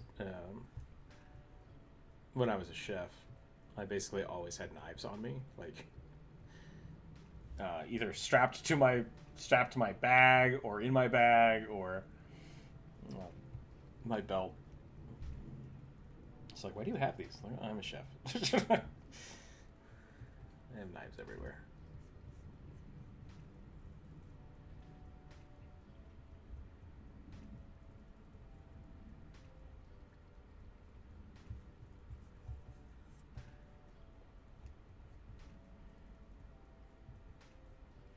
One day, I remember when I was in sculpture lab, when I was in sculpture, I had to go to the lab with four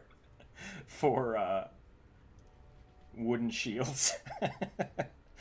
So I just had them strapped all over my. I had like 2 of them strapped on my back, and I was carrying one each. And these were big, heavy, round shields that I'd made. And I was just like walking. People were giving me the weirdest looks. I'm like, just don't worry about it. It's fine. Like, what the hell? It's like, yeah, man, it's weird. You get all sorts of weird looks as a sculptor in high school. I had an experience where I basically had to wheel on a gurney this big wire sculpture of a dragon that I had built. I had to wheel it across basically the entire school. I also got a lot of weird looks, but like at the same time, it also really built my reputation as an artist. That's good. I did one project where I was physically shooting things with a bow. I made a whole bunch of, I want to say, cosmetic arrows. Oh, that was another one. So I did one that was I made a whole bunch of destructible objects. Like you take a balloon, you blow it up, cover it in plaster, deflate it, fill it full of paint, and smash it. So that was another fun one because I went to school with like crowbars and axes and just a whole bunch of just like shit. But I had my truck for that one, so that one wasn't too bad. The other one was when I made a whole bunch of cosmetic arrows. Like it was weird. Don't worry about it. One of them was made out of shark teeth. So I had to bring that to class, but I had to go through the entire day of school. So I had an arrow, like a bow, an unstrung bow, and just all these weird ass Green Lantern or Green Arrow arrows. I was just like, yeah, it was a weird dude.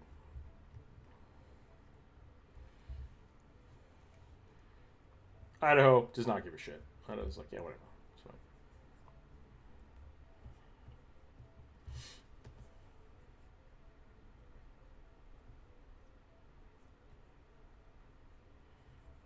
We have video footage of that stuff somewhere. As long as you're not doing blank in Idaho, they don't care. But there's so much that they just don't care to enforce.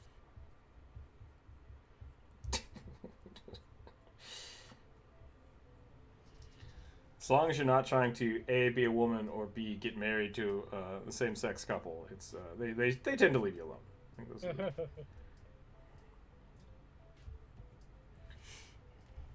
This woman's trying to exist. Oppress. That person is enjoying a very small amount of marijuana. Yeah. Better lock them up for the rest of their lives and make sure that they never have a career or any recourse to get a career. How dare you tell me what to do, government? Arrest that man. So backwards. I love Idaho. I do not love their governance policies. They're kind of hypocritical assholes. Yeah, and there's a lot of nice people there, but I remember one of our governors got caught soliciting someone in a bathroom. Oh, I remember that. And like the news went out, they're like, how do you feel about the fact that this guy might be totally digging on other dudes? And everyone they interviewed was like, no, whatever. Like, we don't care. Why would we care? Like everyone was just trying to make this big deal out of it, and it just kind of blew away because everyone's like, we don't give a shit. Like the people in Idaho generally don't give a shit. They're just like, leave me alone, and we're fine. Do whatever you want. Texas knife laws are pretty. Well, it's uncommon to see people walking around with Bowie knives and machetes. It's not uncommon, yeah. Yeah, well, it's also not uncommon to see people walking around with fully automatic weapons, so... Yep. Look, Idaho has really, really vocal religious people. I'm going to call them busybodies. But a lot of that is weird because, like, Idaho, for the most part, people don't care. They're like, yeah, you got a weird, crazy religion thing. Fine, just leave us alone about it. And then those people are the ones that get loud about it. It's like just Idaho's great, like, and it's terrible at the same time. So it's so strange. Part of me wants to live there again, and part of me is like, I'm good. I don't know. I'll go back if I can live somewhere where nobody lives. Which isn't that hard in Idaho. It's slowly getting harder. But yeah.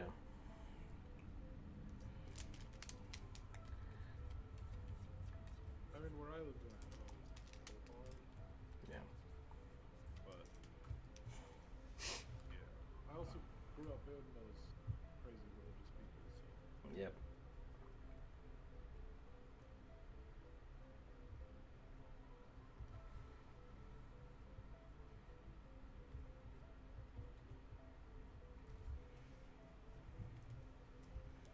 I remember a lot of the issues we had were people that had moved there within the last few years and then were causing a stink.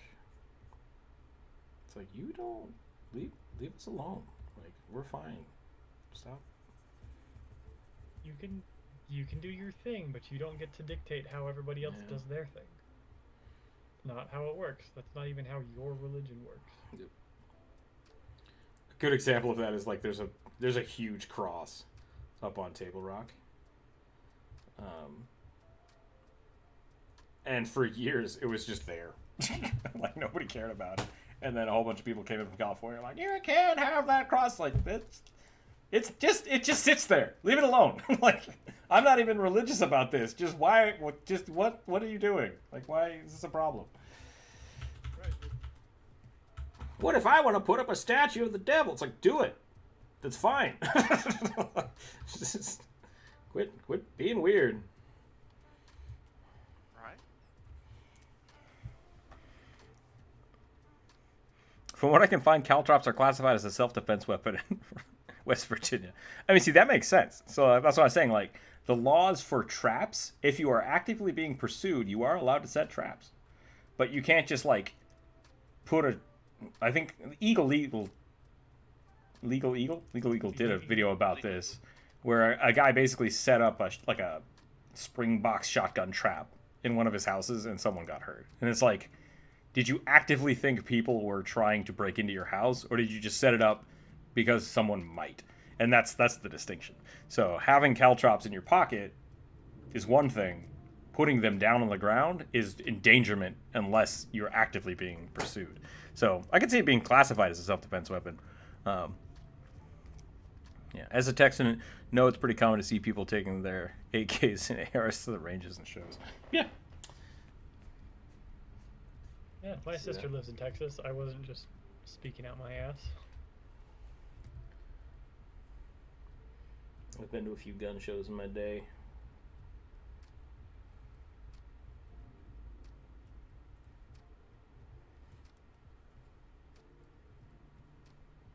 Alright, how do I want to make this read as pirate?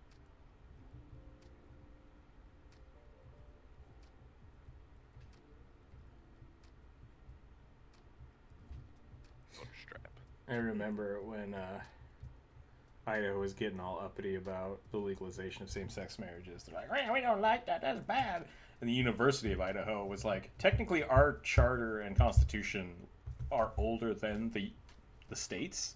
So we're totally fine with people having same-sex marriages on campus. And you can't stop us because our legal doctrine predates yours. And it's like, yay, University of Idaho, not an asshole. Big legal middle finger. Yeah. Yeah, a lot of that argument came from one corner of Idaho. Yeah.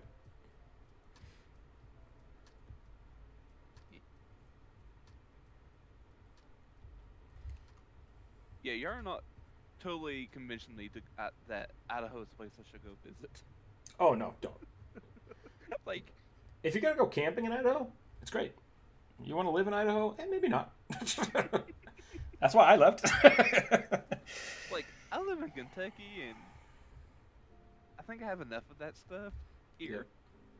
Yep. We don't have Idaho really wants to be weird militias just roaming around.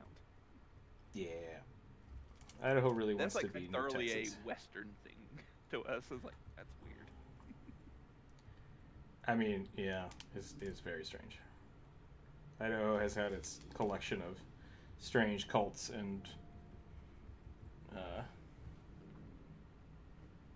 things that I'm not going to talk about because YouTube will ban me. But Yeah. yeah.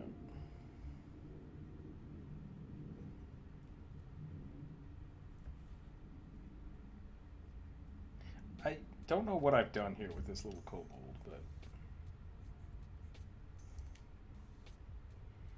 are people? I apologize. I assume US all AKs and ARs were automatic. That was my mistake. Oh. No, I know how all that works. I like how your kobold kind of looks like a T-Rex kobold. I'm here to eat. He does a little bit. Yeah. I also love his toga. Yeah, I don't know why I gave him a toga. It just kind of happened. We'll give him a little pouch of bullets. Look, Slingshot, toga, it could work.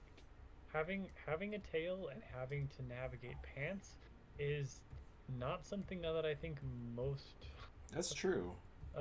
most creatures that have the tail would want to deal with. Especially when you're a lizard folk. Like, you don't got to worry about the dangly bits. It's just like, Yeah. fine. Everything's self-contained. Donald Duck it all.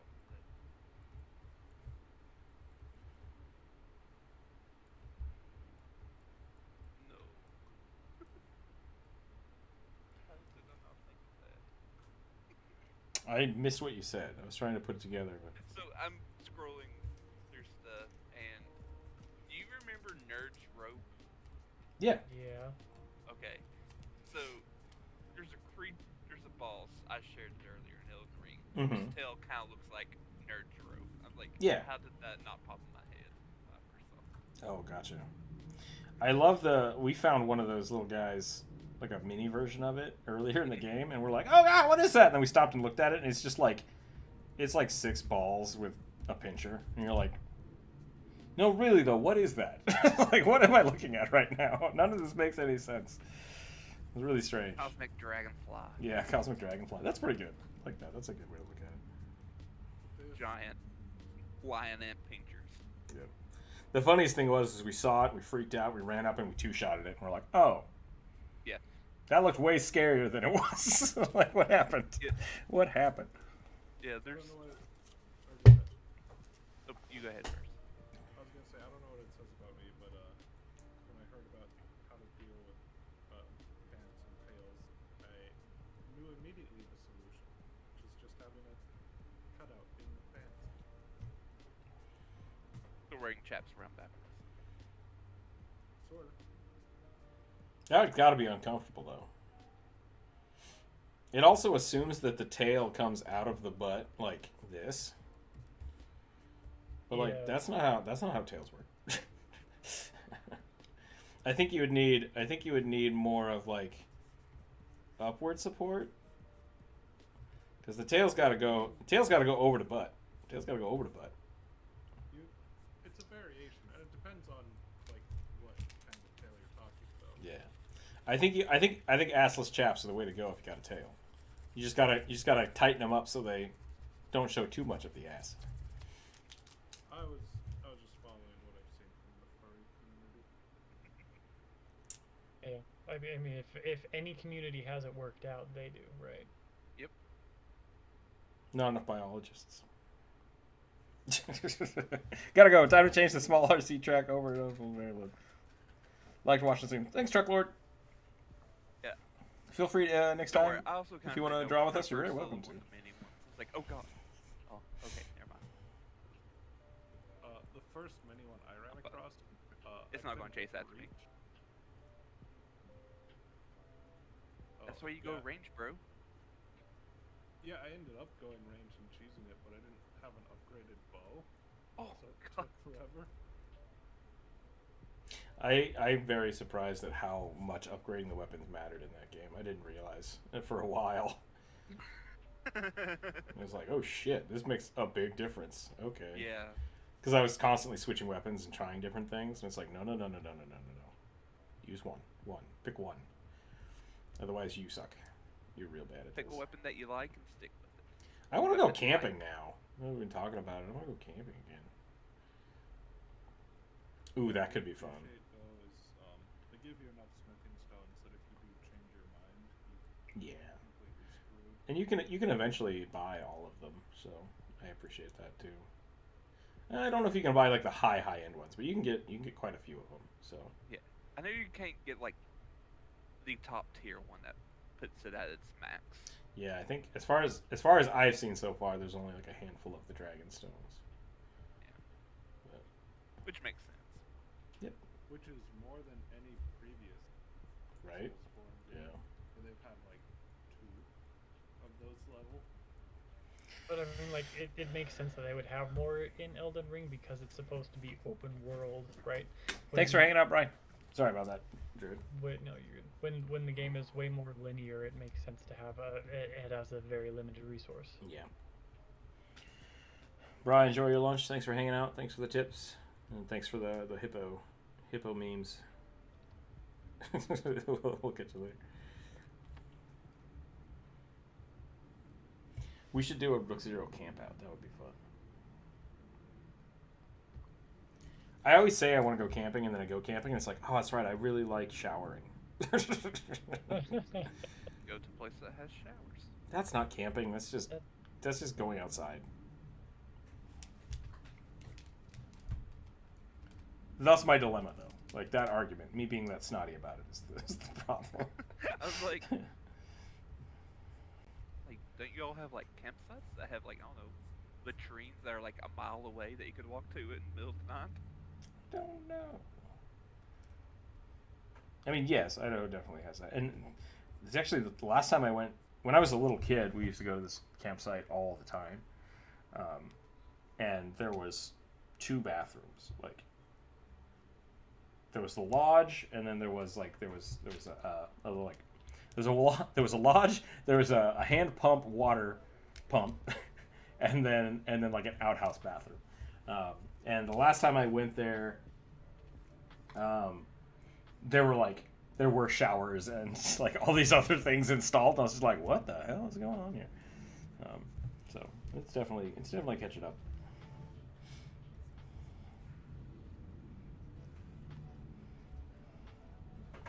See, I went to a music festival. That was the only time I really ever like camped out in a tent, and never again. Oh yeah. Yeah. Just like the porta potties after like a day of people being there was. Oh yeah, no, porta potties are. Well, porta potties are a problem. no, yeah. See, you're thinking about a festival versus Idaho has a really. I'm gonna say this, and this could be wrong because it's a little out of date. Idaho loves its outdoors, and it's national parks, forest. What is it? National forests. They take really good care of that stuff. So like, they have a lot of small campsites that you can just stop by, and they're really well maintained for how rural they are. Like, I really like when I was a little kid. I remember just all being dirt roads. And since then, they've paved all the highways to get to them, and then once you like turn off into the actual forest, it goes back to being well maintained roads. But well maintained dirt roads. So yeah, the Park Service there and the BLM in Idaho are pretty good. They're pretty good at that stuff. Partially because like they really do take care of their trees and their wildlife, and they're really snippy about it, and I love that. My favorite form of camping is backpacking to someplace really remote. See, I've never done that, and I always have that like, ugh, I wish I could shower. Maybe we should just leave early. And I like having that option. It's like I want to be able to just pack up and leave in a couple of hours if I'm not having fun. See, and I would rather bathe in the river.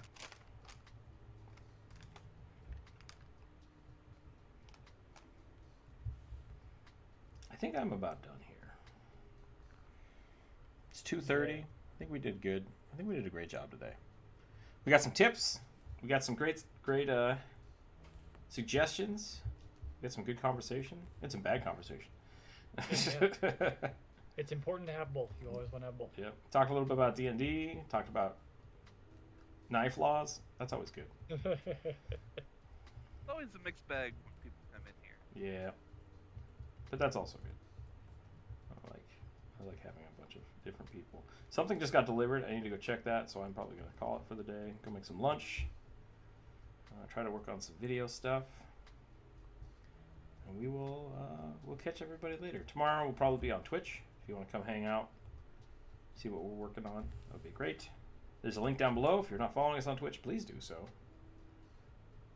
Everything's going to be posted in the Discord if you want to use it. Yep, if you'd like to use these for your personal games or your character sheets, we'll post all these in the Discord and draw section on the Discord. Definitely check out the Discord if you have not yet done so. Burning, Druid, thank you for drawing with me today. I appreciate it. I had fun. And yeah, we'll catch everybody next time. Stay happy, stay healthy, keep your dice on the table, and have a good one. Bye! Bye.